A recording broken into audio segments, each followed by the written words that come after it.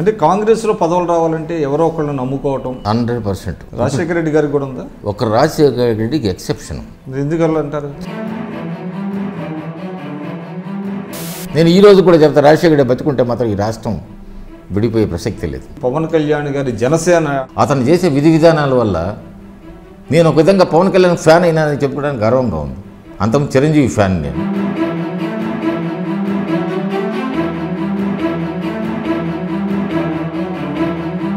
రాజకీయాలు is a continuous process. అంటే కాసేపు మాట్లాడి కాసేపు ఉండేది కాదు రాజకీయం. ప్రజలలో ఉండాలనుకుంటే అప్పుడు ఫుల్ టైం పాలిటీషియన్ కావాలి. అంటే పవన్ కళ్యాణ్ గారు ఫుల్ టైం లేరంటారు. పవన్ కళ్యాణ్ ఫుల్ టైం వస్తే మాత్రం ఇంపాక్ట్ మాత్రం ఉంటుంది ఇక్కడ జనసేనలో. ఆ రోజుల్లో రాజ్యసభ ఇద్దామని అనుకుని చంద్రబాబు గారు కూడా మీకోసం రాజ్యసభ ప్రయత్నించారని. I owe my political career to Nara Chandrababu Naidu గారు. ఎన్టీఆర్లో మీరు గమనించేటువంటి విశిష్ట లక్షణాలు ఏంటండి? విపరీతమైన నిబద్ధత.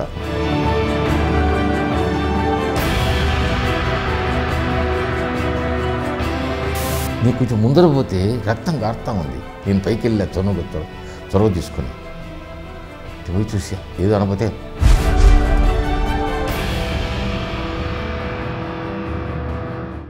వాట్ అబౌట్ వైఎస్ఆర్ కొన్ని విషయాల్లో చాలా బాగా చేశాడు, కానీ పక్కన ఉన్న సహచరుల వల్ల కొద్దిగా అతని మీద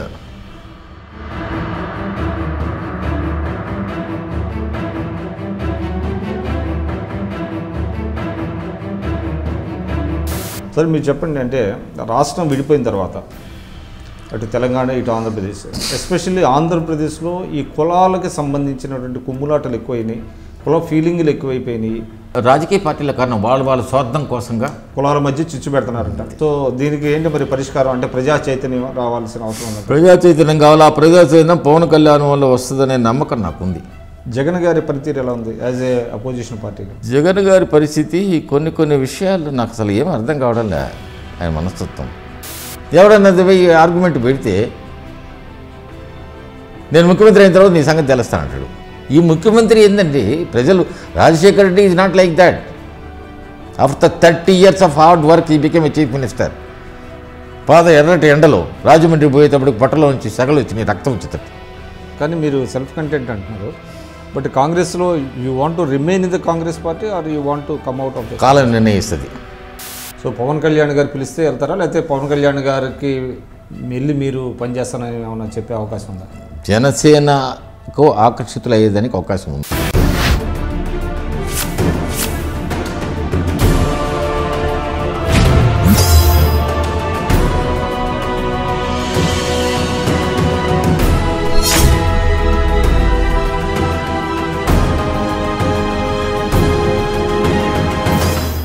తెలుగు రాష్ట్రాలలో సీనియర్ పొలిటీషియన్, మాజీ ఎమ్మెల్సీ, కాంగ్రెస్ పార్టీ సీనియర్ ఉపాధ్యక్షులు మాదాసు గంగాధరం గారితో ఐ డ్రీమ్ ఇంటర్వ్యూ. నమస్కారం గంగాధరం గారు. నమస్కారం అండి. ఎన్టీ రామారావు గారు తెలుగుదేశం పార్టీ స్థాపించిన సందర్భంలో 1982లో తర్వాత మొదటి బ్యాచ్లో ఎమ్మెల్సీ అయిన వాళ్ళలో మీరొకళ్ళు. కౌన్సిల్ రద్దయిన తర్వాత సరే వేరియస్ రీజన్స్ వల్ల మీరు పార్టీలు మారారు, అదంతా అయ్యారు. అయినప్పటికీ కూడా మీరు అప్పటి నుంచి మళ్ళీ ఎటువంటి పదవి కూడా మీకు రాలేదు, ఇంత సీనియర్ అయినప్పటికీ. కారణం ఏమిటంటారు? 2 రకాలుగా ఉన్నాయి. నేను న్యాయవాద కోర్సు పూర్తి చేసిన తర్వాత హైదరాబాద్కి వచ్చాను 77లో. నాకు అనుకోకుండా కొందరు మిత్రుల సహకారంతో ఫస్ట్ రాజకీయాల్లో పరిచయం అవడం మదన్ మోహన్ గారు, ఆ తర్వాత సి జగన్నాథరావు గారు. మదన్ మోహన్ గారు అంటే సిద్దిపేట. అవతల మాణిక్యరావు గారు. ఒక బీసీ లాబీ నడిపేదానికి నాకు అప్పుడు అవకాశం వచ్చింది. ఆ సందర్భంలో పెద్దల శివశంకర్ గారితో పరిచయం ఏర్పడింది. మదన్ మోహన్ గారు తీసుకెళ్ళి అతి కొద్ది కాలంలోనే శివశంకర్ గారి నమ్మకాన్ని సంపాదించుకున్నాను నేను. అంజయ్య గవర్నమెంట్లో రాజశేఖర్ రెడ్డి, చంద్రబాబు నాయుడు గారు మంత్రులుగా ఉన్నప్పుడు ఢిల్లీలో పరిచయాలు ఉంటే మంచిది అనే అభిప్రాయం వాళ్ళు ఉంటే, కాంగ్రెస్ రాజకీయాల్లో ఎవరో ఒకరు పెద్ద దిక్కు ఢిల్లీలో లేకపోతే మనలేము. అటువంటి సందర్భంలో శివశంకర్ గారి దగ్గర నేను చొరవ తీసుకొని కేవలం ఒక సామాజిక వర్గం వాళ్ళే కాదు నీ దగ్గరికి రావాల్సి ఉంది. మీరు ఇప్పుడు ఈ దేశంలోనే అతి మంచి స్థానంలో ఉన్నారు. అప్పటికే he was a law minister, external affairs, defence minister. అతను చాలా మనస్ఫూర్తిగా అభినందించాడు. సరే వీళ్ళిద్దరిని కూడా తీసుకుపోయి పరిచయం చేస్తే వాళ్ళకు మంత్రుల కింద తెలుసు వాళ్ళకు, సార్ మమ్మల్ని కాన్ఫరెన్స్ తీసుకోండి, విల్ బీ యువర్ పీపుల్. ఎవరు అంటే రాజశేఖర రెడ్డి గారు, చంద్రబాబు నాయుడు గారు, శివశంకర్ గారు. శివశంకర్ గారు అట్టే చూశారు. 83లో విజయభాస్కర్ రెడ్డి గారు చీఫ్ ముఖ్యమంత్రి అయిన తర్వాత, 82లో ముఖ్యమంత్రి అయిన తర్వాత రాజశేఖర రెడ్డి గారిని క్యాబినెట్ తీసుకున్నాడు. కానీ వెంకట్రామరెడ్డి తర్వాత విజయభాస్కర్ రెడ్డి అయినాడు ఆ రోజుల్లో. చంద్రబాబు నాయుడు గారిని తీసుకోదానికి అతనికి ఎందుకో వాళ్ళ పిల్లనిచ్చిన మామ పార్టీ పెడతా ఉన్నాడు. అటువంటి సమయంలో నేను ఇతని మంత్రివర్గం తీసుకుంటే మంచిది కాదనే ఉద్దేశంతో చాలా ప్రయత్నాలు చేశాం. Madala Janakiram the direct witness today. అంటే బిఫోర్ ఎన్టీ రామారావు గారు పార్టీ పెట్టే ముందు మీరు శివశంకర్ గారి గురించి చెప్పారు. ఆ రోజుల్లో కాంగ్రెస్ పార్టీలో రెడ్డి సామాజిక వర్గం, బీసీ సామాజిక వర్గం అనేటువంటి 2 వర్గాలుగా ఉండేవని, అంటే నాన్ రెడ్డిస్ అందరికీ కూడా శివశంకర్ గారు ఒక పెద్ద దిక్కు ఢిల్లీలో ఉండేవాళ్ళని చెప్పుకుంటారు. నిజమేనది? నన్ను చాలా దగ్గర తీశాడు ఆయన. మిమ్మల్ని కాదు, చంద్రబాబు నాయుడు గారు కూడా, చంద్రబాబు నాయుడు రాజశేఖర రెడ్డిని కూడా తీశాడు. తీసిన తర్వాత విజయభాస్కర్ రెడ్డి గారు ఎటువంటి పరిస్థితుల్లో ఇతని మంత్రివర్గం తీసుకుని సిద్ధంగా లేరు. అరుణ్ నెహ్రూ గారు ట్రై చేశారు, శివశంకర్ గారు చెప్తే ఎంతమంది ట్రై చేసి చెప్పినా కానీ వినలా. అప్పుడు శివశంకర్ బెంటన్ told madam Gandhi, it's not correct. He was 78 MLA from Congress. Then Dhawan came and told mister Vijayabhaskar Reddy, take him to the cabinet. He has got tremendous regard toward Shivshankar, Chandrababu Naidu garu. ఆ తర్వాత వాళ్ళ తమ్ముడు పెళ్ళికి పిలవడానికి వెళ్ళినప్పుడు ఆ రోజు చెప్పాడు శివశంకర్ గారు, నాయన నేనేం చేయలేకపోయినాను గంగాధరకు, జనార్దన్ రెడ్డి గారు ప్రతిసారి అడ్డుపడ్డాడు, అంటే తెలుగుదేశంలో ఒకసేపు సాయం చేయి. అతనేం మాట్లాడలేదు. కానీ అవతల చంద్రబాబు నాయుడు గారు responsible for making you twice legislative council member. అట్లా కదండి. అంటే తెలుగుదేశం పార్టీ ఓడిపోయింది, చంద్రబాబు నాయుడు గారు తెలుగుదేశం పార్టీలోకి జాయిన్ అయ్యారు కొద్ది రోజుల్లో, కాంగ్రెస్ ఓడిపోయిన తర్వాత 83 ఎలక్షన్స్లో. అప్పుడు ఆయనతో పాటు మీరు కూడా తెలుగుదేశంలోకి వచ్చారా? అంటే చంద్రబాబు నాయుడు గారితో పాటు మీరు కూడా తెలుగుదేశంలోకి వచ్చారు. అంటే అప్పటికి అధికారం రామారావు గారు ముఖ్యమంత్రి అయిపోయినాడు. అయిపోయిన తర్వాత వచ్చాం. ఓకే. మరి అటువంటిప్పుడు మీరు ఎన్టీఆర్తో చాలా సన్నిహితులు అని అంటారు, ఏ విధంగా అది సాధ్యపడింది? ఎన్టీఆర్తో సన్నిహితులు అంటే నేను ఉదయాన్నే 5 గంటలకెళ్ళి వెళ్ళేవాడిని. అప్పుడు దాకా పెద్దలు స్వర్గీయ ఉపేంద్ర గారు, కంబంపటి రామ్మోహన్ రావు గారు ఇద్దరు మార్నింగు న్యూస్ అన్నీ చూసేవాళ్ళు. దాంట్లో నన్ను కూడా ఒక సభ్యుడికి చేర్చారు. నేను నాకున్న ఓపికో భగవంతుడు దేవి చెప్పలేం. కానీ ఎవరు ఏదన్నా పని చూపితే దాని మీద నిబద్ధతతో పనిచేసే అలవాటు ఉంది. 5 గంటల కంటే 4:30కి వెళ్ళేవాడిని నేను తెల్లవారుజామున. హ్యాబిట్స్కి వెళ్ళేవారు? హ్యాబిట్స్కు. అప్పుడు అశోక్ నగర్లో ఉండేవాడిని. నేను వెళ్ళిన తర్వాత వీళ్ళంతా వచ్చేవాళ్ళు. ఆ తర్వాత ఎందుకో నన్ను చాలా దగ్గర తీశాడు ఆయన. వాళ్ళు వచ్చే లోపల నన్ను పిలిచేవాడు, ఏమిటి సాగండి. అప్పుడు ఇంటెలిజెన్స్లో అప్పారావు గారు ఉండేవాళ్ళు. అప్పారావు గారి కంటే ముందు నన్ను పిలిచి అసలు ఏం జరుగుతూ ఉంది రాష్ట్రంలో, ఏమిటి ఇవన్నీ కూడా అని అడిగేవాడు. దాంతో చాలా దగ్గర తీశాడు. నేను ఎక్స్పెక్ట్ చేయలేదు అసలు. అంటే అది ఆయన అనుకోకుండా చేశారా, లేకపోతే మీరు ఆయన నేను చేసే కృషి వల్ల? అంటే పనితీరు నచ్చింది ఆయనకు. ఓకే. నచ్చిన తర్వాత నన్ను యాక్చువల్గా పార్లమెంటుకు పంపించాలనుకున్నాడు ఆయన. రాయలసీమ నుంచి ఒక బలిజీని పంపించాలా. అతను నాకు నేను చెప్తా ఉన్నా కదా, అతనుకున్న పొలిటికల్గా రాజకీయ విశ్లేషణ మామూలు విశ్లేషణ కాదు. ఎన్టీఆర్ రాయలసీమలో బలిజాసు బలపడితేనే ఇంకొక పెద్ద సామాజిక వర్గానికి సరైన ధీటుగా సమాధానం చెప్పగలిగి అనే ఉద్దేశంతో అప్పుడు కొన్ని కారణాల వల్ల నాకు రాలేకపోయింది. కానీ బలిజాకు వచ్చింది, ప్రొఫెసర్ లక్ష్మణ్కి వచ్చింది రాజ్యసభ. కానీ ఒకటి చెప్పండి, అంటే మీకు ఆ రోజుల్లో రాజ్యసభ ఇద్దామని అనుకుని చంద్రబాబు గారు కూడా మీకోసం రాజ్యసభ ప్రయత్నించారని, కానీ దగ్గుబాటి గారు వర్గం అడ్డుపడిందని అనుకుంటారు, కరెక్ట్? నేను ఎవరిని వ్యక్తులను అన్ను, కానీ కొందరు వచ్చి వారికి ఉన్న వ్యవహారాల వలన వెంకటేశ్వరరావు గారు, ఉపేంద్ర గారు అందరూ అడ్డుపడ్డారు నాకు. ఏమంటే వీళ్ళు కొత్తగా వచ్చినారు, చంద్రబాబు నాయుడు గారు ట్రాన్స్ఫర్ చేస్తూ ఉంటారు. ఆ తర్వాత నేను అడగకుండానే నన్ను గవర్నర్ నామినేషన్ ఇచ్చారు నాకు. నేను అడగలేను కౌన్సిల్కి. ఓకే, అదంతా ఆ బ్యాక్గ్రౌండ్ అంతా it's only I owe my political career to Nara Chandrababu Naidu గారికి.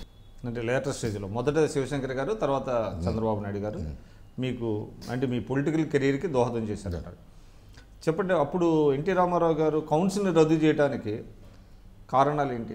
కేవలం పెద్దలు రోసయ్య గారి దాటికి తట్టుకోలేక ప్రతి చిన్న విషయాన్ని కూడా, ఆయనకు మొదటి నుంచి కూడా కౌన్సిల్ మీద సదభిప్రాయం లేదు.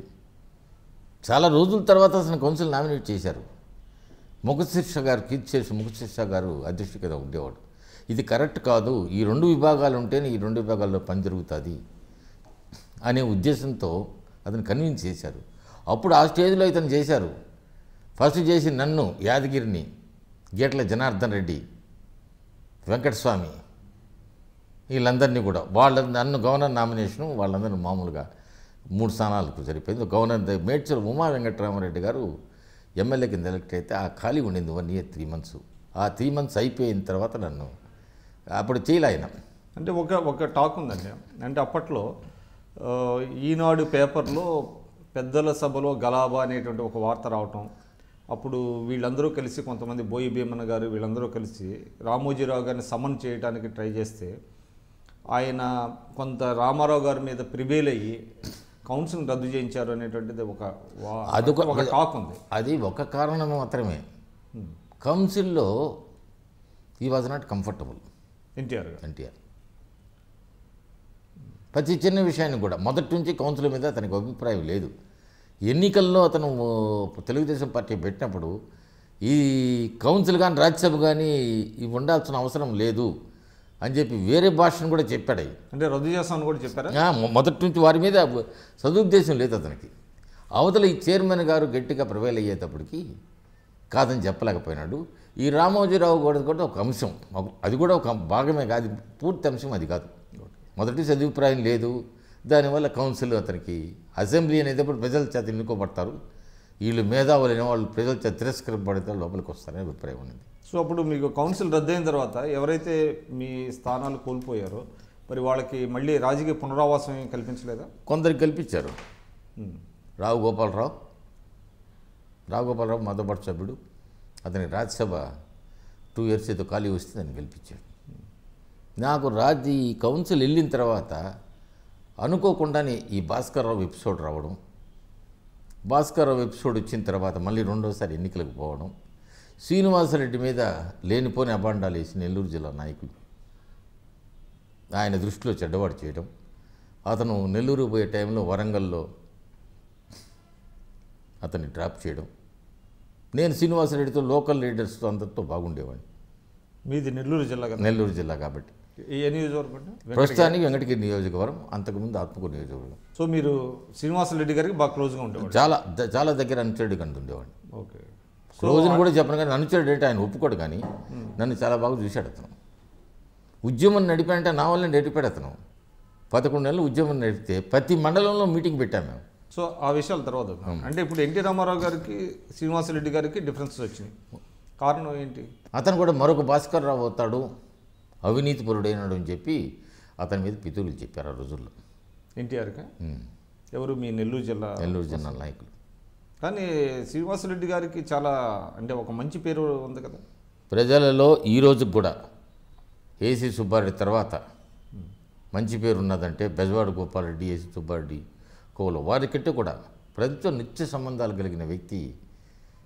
ఇంతవరకు అతను ఎప్పుడు కూడా అసెంబ్లీలో ఒక్కరోజు కూడా ఆబ్సెంట్ కాల. కాల ఆఖరి రోజు సెలైన్ పెట్టుకొని వచ్చి సంతకం పెట్టాడు. దానివల్ల నన్ను కూడా ఇప్పుడు ఆయన తెలుగుదేశం నుంచి బయటకు వచ్చి సేనని పెట్టాడు. దానికి అధ్యక్షుడు నేను, అతను సలహాదారుడు. ఎవరు సలహాదారు? నల్లపరెడ్డి శ్రీనివాసరెడ్డి గారు. ఆయన సలహాదారుడు, నేను అధ్యక్షుడిని. ఉపాధ్యక్షుడేమో. అంటే మీ ఉద్దేశం ఏంటప్పుడు సేన పెట్టడంలో మీ ఉద్దేశం అంటే అది ఒక రాజకీయ పార్టీగా కన్వర్ట్ చేద్దామనే, లేకపోతే తెలుగుదేశాన్ని దెబ్బ కొట్టడంలోనే?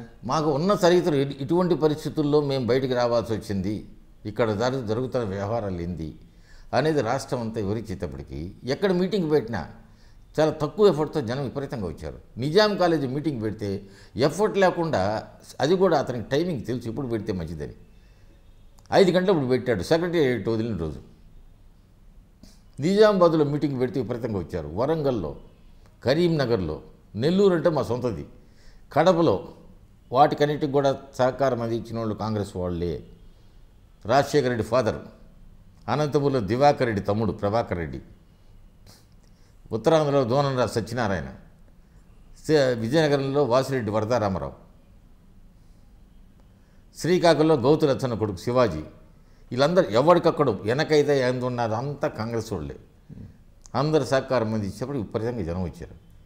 దానివల్ల మమ్మల్ని రాజీవ్ గాంధీ గారు పిలిపించుకున్నాడు. తర్వాత అంటే మీకు చంద్రబాబు గారు చాలా సన్నిహితులు కదా, అప్పుడు మిమ్మల్ని వార్న్ చేయలేదా వెళ్ళొద్దని పార్టీ నుంచి? అది సరైన నాకు సమాచారం రాలా. ఆయన ఉద్దేశంతో ఎవరితో చెప్పారంటారు కానీ నాకు సరైన సమాచారం వాళ్ళు ఇలా ఎవరు కూడా. ఒక విధంగా మాత్రం నేను ఇప్పుడు రిపెంట్ అవుతా ఉన్నా. స్వయంకృతాపరాధం కూడా అది. అంటే తెలుగుదేశం నుంచి బయటికి రావడం అంటే ఎందుకు మీకు కాంగ్రెస్లో ఇంతకాలం ఉన్న అంటే గుర్తింపు పదవి లేదనే? శివశంకర్ గారు ఉన్న రోజుల్లో 78-83లో నా గుర్తింపు చాలా ఎక్కువ ఉండింది. శివశంకర్ గారికి చాలామంది ఆయన సామాజిక వర్గం వాళ్ళు ఉన్నా కానీ, చిన్న రాజకీయ వచ్చినా కానీ నన్ను పిలిచేవాడు. మదన్ మోహన్ రోజు అన్నాడు, నేను పరిచయం చేస్తే శివశంకర్ ఏంది నిన్ను పిలుస్తాడు అన్నాడు. దానికి మాత్రం డెడికేషన్ టు ది లీడర్షిప్. ఎక్కడ ఏ కార్యక్రమం ఉపజెప్పినా కానీ ఆ కార్యక్రమం నిష్ఠాంతంగా చేశారు. మీరు రాజశేఖర రెడ్డి గారు సీఎంగా ఉండగా కూడా, ఆయన 6 ఏళ్ళు ఉన్నప్పుడు కూడా మీరు వైస్ ప్రెసిడెంట్గా ఉన్నారు. చాలామందికి కార్పొరేషన్ పదవులు ఇచ్చారు, ఆయన పాదయాత్రలో పనిచేసిన వాళ్ళకి ఇచ్చారు పదవులు, మీకెందుకు ఇవ్వలేదు? నేను కార్పొరేషన్ పదవి ఏనాడు ఆశించాల. విజయభాస్కర్ రెడ్డి గారు దిగిపోయే జనార్దన్ రెడ్డి అయిన తర్వాత, విజయభాస్కర్ రెడ్డి చీఫ్ మినిస్టర్ అయిన తర్వాత 93లో నాకు AP state police housing corporation chairman ఇచ్చారు విత్ ఏ క్యాబినెట్ ర్యాంక్. దానికి కారణం ఏంటంటే ఎంవి భాస్కర్ రావు అది వైస్ చైర్మన్. అతను ఎవడన్నా కానీ మామూలు కానీ నువ్వు వేస్తే ఆయన 4-5 పేర్లు చెప్పాడు భాస్కర్ రెడ్డి గారు. ఆయన డీజీపీగా ఉన్నారా? DGP suppose to be vice chairman for the corporation and very senior police officer will be MD. ఆయన ఎన్ని పేరు చేతి ఒప్పుకోలే. ఎస్వి ప్రసాద్ ఎవరిని ఏమంటా ఖాళీగా ఉంచితే లాభం లేదు కదా అంటే, మాదాస్ గంగాధర్, ఓకే గంగాధర్ని వేసేయండి పర్వాలేదని. ఎన్ని రోజులు ఉన్నారు మీరు ఆ పదవులో? 1 year 2 months. When NT Rama Rao become chief minister, Indira Reddy was the home minister. Is a good friend of mind. నేను రిజిగ్నేషన్ పంపిస్తే ఇందిరారెడ్డి ఇంటికి వచ్చాడు. I was in Marredpally. అన్న వద్దన్న రిజిగ్నేషన్ వెనక్కి తీసుకోండి, సీఎం గారు రమ్మన్నాడు మిమ్మల్ని అంటే వెళ్ళి అతనితో పాటు, బ్రదర్ మీరు మా పాత వాళ్ళే కదా, ఏదో కొన్ని సంఘటనల వల్ల జరిగింది, మీరు నాకు కంటిన్యూ కావాలని కోరిక. కరెక్ట్ కాదు అన్నగారు, మీకు మ్యాండేట్ ఇచ్చాడు, నేను కాంగ్రెస్ పార్టీలో అయినాను, మీకు మ్యాండేట్ ఇచ్చాడు ప్రజలు పరిపాలించమని. అంటే రిజైన్ చేశారు మీరు? రిజైన్ చేశాను. నా రిజిగ్నేషన్ 3 నెలలు యాక్సెప్ట్ చేయలే అని అందరితో చెప్పాడు రామారావు గారు. చూడు బ్రదర్, నా దగ్గర ట్రైనింగ్ అయినాడు, విలువలకు పాటిస్తూ ఉన్నాడు అన్నాడు. ఆయనకి అది కన్వీనియంట్గా అనిపించింది కూడా. అంటే కాంగ్రెస్లో అంటే ఇప్పుడు ఉన్న పరిస్థితుల్లో కంటే ఆ రోజుల్లో అంటే 89-94లో రకరకాల వర్గాలు ఉండేవని. రాజశేఖర రెడ్డి గారి వర్గం, కోట్ల గారి వర్గం, నేదురుమల్లి జనార్దన్ రెడ్డి గారి వర్గం. నేను శివశంకర్ గారి వర్గం కింద ఉండేవాడిని. అంటే మీరు ఒక దశలో నేదురుమల్లి గారికి కూడా బాగా క్లోజ్. నేదురుమల్లి గారికి ఆఖరి దశలో, నేదురుమల్లి గారు ముఖ్యమంత్రిగా ఉన్నప్పుడు నన్ను ఏదో ఒక పనికి వాళ్ళు కార్పొరేషన్కి చైర్మన్కి వేయాలని చెప్పి మాగుంట సుబ్బారావుకి చెప్పాడు, నాకు వద్దని చెప్పాడు. నాకు ఇస్తే ఏపీ ఐడీసీ ఇండి, ఏపీ ఐఏసీ ఇండి, అదే స్కూటర్స్ ఒకటి ఉన్నది, దానికి వేస్తాను చైర్మన్, ఎక్కడైనా మేనేజ్ చేయగలుగుతాడు కదా గంగాధర్ అన్నాడు. నాకు అక్కర్లేదు సార్ అని చెప్పి అందులో ఆయన దిగిపోయినాడు. ఇది జరిగింది. నాకు అప్పటి నుంచి కూడా ఇప్పటి నుంచి కూడా శివశంకర్ గారు అయిన తర్వాత నాకు కాంగ్రెస్లో మాత్రం న్యాయం జరగలే. నాకు అంటే ఎందుకంటారు నెల్లూరు జిల్లాలో ఉండే రెడ్డి సామాజిక వర్గం కారణం అంటారా? అదొకటే కాదు కారణం, నేను కమిటెడ్గా పనిచేయడం కూడా అదొక కారణం వచ్చింది నాకు. ఎక్కడ ఉంటే అక్కడ వారికి విధేయతగా పనిచేయడం అనేది నాకు డిస్క్వాలిఫికేషన్ అయింది. సరే, అంటే మీరు కాంగ్రెస్ పార్టీలో అత్యధిక కాలం ఉన్నారు. ముఖ్యంగా 89-94 మధ్య తీసుకుంటే అప్పుడు 3 చీఫ్ మినిస్టర్లు మారారు. అప్పుడు కూడా పవర్ స్ట్రగుల్ కాంగ్రెస్ పార్టీలో విపరీతంగా ఉండేది. మొదట్లో నన్ను చెన్నారెడ్డి గారు చాలా బాగా చూశాడు. చెన్నారెడ్డి దగ్గర జనరల్ సెక్రటరీ, నేను పిసిసి అధ్యక్షుడు 9 నెలలు. అతను ముఖ్యమంత్రిగా ఉన్నప్పుడు నేను ఆయన కోరినది ఒకటే, ఆయన కార్పొరేషన్ టీటీడీ ఆర్టీసీ అవన్నీ ఇస్తానన్నాడు. నేను 1 ఇదే చెప్పండి, 1 ఇయర్ కంటే ఎక్కువ ఉండను, నాకు ఐ నో మై థింగ్, నాకు ఈ రాజ్యసభ పంపించండి సార్ అన్న. లాస్ట్లో ఒక రోజు అన్నాడు ఆయన, గవర్నర్ కింద పోతే తమిళనాడు గెలిస్తే నీకెంత చెప్పినా కానీ కొంచెం బుర్ర తక్కువ, you are a good publication man, you are a very confident trusted man to anybody, but నీకు ఇదొక్కటే, నీకు పొట్టు ఇడుపులు లేవు నీ దగ్గర. నువ్వు అదే రోజు కన్నా నేను చెప్పిన ఆర్టీసీఓ తీసుకుని క్యాబినెట్ ర్యాంక్ ఇచ్చుంటే నువ్వు ఏ రోజే నన్ను కలిసేవాడివి. ఇప్పుడు ఏమైపోయి నీకేం లేదు కాబట్టి చుట్టూ నా చుట్టూ క్యాబినెట్ కూర్చుంటారు, నేనెవరు నీకేం సంబంధం అని మాట్లాడతారు అన్నాడు. I realize in myself, నాకు చేయలేకపోయినా. నేను అనుకుంటే కార్పొరేషన్ రాసే టైంలో వచ్చి ఉండేది నాకు. అంటే కాంగ్రెస్లో పదవులు రావాలంటే ఎవరో ఒకళ్ళని నమ్ముకోవటం, అంటే ఢిల్లీలో పట్టున్న నాయకులను నమ్ముకోవాల్సిన అవసరం ఉందంటారా? 100%. కాంగ్రెస్లో కనుక కొనసాగాలంటే ఢిల్లీలో హైకమాండ్లో కనుక పరిచయాలు లేకుండా, ఎవడో ఒక గాడ్ ఫాదర్ లేకపోతే కాంగ్రెస్లో మనలేం. రాజశేఖర రెడ్డి గారికి కూడా ఉందా అటువంటిది? ఒక రాజశేఖర రెడ్డికి ఎక్సెప్షన్. రాజశేఖరుడిని కాదని నాకు చెప్పలేకపోయినారు వాళ్ళు హైకమాండ్ చెప్పారు పి జనార్దన్ రెడ్డి తీసుకోమని, 2-3 మంత్రులు అట్ట ఆ విధంగా. నా వల్ల కాదన్నాడు అతను, తీసుకోలేదు కదా. ఎందుకలా అంటారు కారణం? రాజశేఖరుడిని కూడా వాళ్ళు ఏం చేయలేకపోయాను పరిస్థితికి వచ్చేసారు. అతను స్ట్రాంగ్ పీపుల్స్ లీడర్ అయిపోయినాడు. అంటే జనం యాక్సెప్టెన్స్ రావడం వల్ల అంటారు. జనం యాక్సెప్ట్ రాజశేఖర రెడ్డికి నో అని చెప్పలేకపోయారు. ఎస్, వాడు రాజశేఖర రెడ్డి చేస్తే సరేనన్నాడు. నేను ఈరోజు కూడా చెప్తా, రాజశేఖర రెడ్డి బతుకుంటే మాత్రం ఈ రాష్ట్రం విడిపోయే ప్రసక్తి లేదు. సరే, ఆ విషయం జరుగుతుంది. అంటే మీరు నెల్లూరు జిల్లా పాలిటిక్స్ ఎక్కువ నల్లపరెడ్డి గారి వర్గం, నేదురుమల్లి గారి వర్గం ఉండేది. సబ్సిక్వెంట్గా మళ్ళీ మాగుంట సుబ్బరామరెడ్డి గారి వర్గం అంటూ ఒకటి వచ్చింది. ఆ రోజుల్లో సంజయ్ గాంధీని పట్టుకొని నేదురుమల్లి గారు సీఎం కావాలనేటువంటి ప్రయత్నాలు గట్టిగా జరిగినాయి. ఆల్మోస్ట్ భవనం వెంకటరామరెడ్డి గారి బదులు నేదురుమల్లి గారిని చేయాలనేటువంటి ప్రపోజల్ వస్తే అనుకోని పరిస్థితుల్లో ఆయన పక్కకు తప్పించి వెంకటరామరెడ్డి గారికి Shivshankar was responsible for making Bhavan Venkatarama Reddy chief minister. అంటే నేదురుమల్లి గారికి అడ్డుపడ్డాడు సీఎం కాకుండా. ఎందువల్ల? మొదట్లో ఇతను పార్లమెంట్ టికెట్ కోసం కూడా అతను అడ్డుపడ్డాడు. రీజన్ ఏంటంటారు? ఎందుకో అతనికి ఢిల్లీలో పరిచయాలు వచ్చి ఆ కేసుల్లో వాళ్ళకి ఎవరో ఉండి సీనియర్ లీడర్ ఎవరో ఉండేవాడంట ఒకతను. అతనికి అసిస్టెంట్ కింద పనిచేసిన తర్వాత సమూహ Indira Gandhi come to is ability. ఈయన ఏంది లాయర్గా వచ్చినాడు. అందులో ఇక్కడ బార్లో కూడా పర్మనెంట్ జడ్జెస్ చేసేటప్పుడు 2-3 జీవన్ రెడ్డి వాళ్ళ పైన పెట్టి ఈయన కింద పెట్టారు. తను రిజైన్. అంటే డిస్క్రిమినేషన్ అంటారా? మొదటి నుంచి కూడా ఇతను బీసీకి నాయకుడు అని పేరు పడిపోయింది. అందులో చాలా వెరీ క్యాపబుల్. కానీ ఇందిరాగాంధీ మరణానంతరం రాజీవ్ గాంధీ గారు ప్రైమ్ మినిస్టర్ అయిన తర్వాత ఈయన ప్రభావం తగ్గిపోయింది కదా. ప్రభావం తగ్గితే ఈయన కూడా స్వయంకృత అపరాధాలు ఉన్నాయి శివశంకర్ గారు కొన్ని.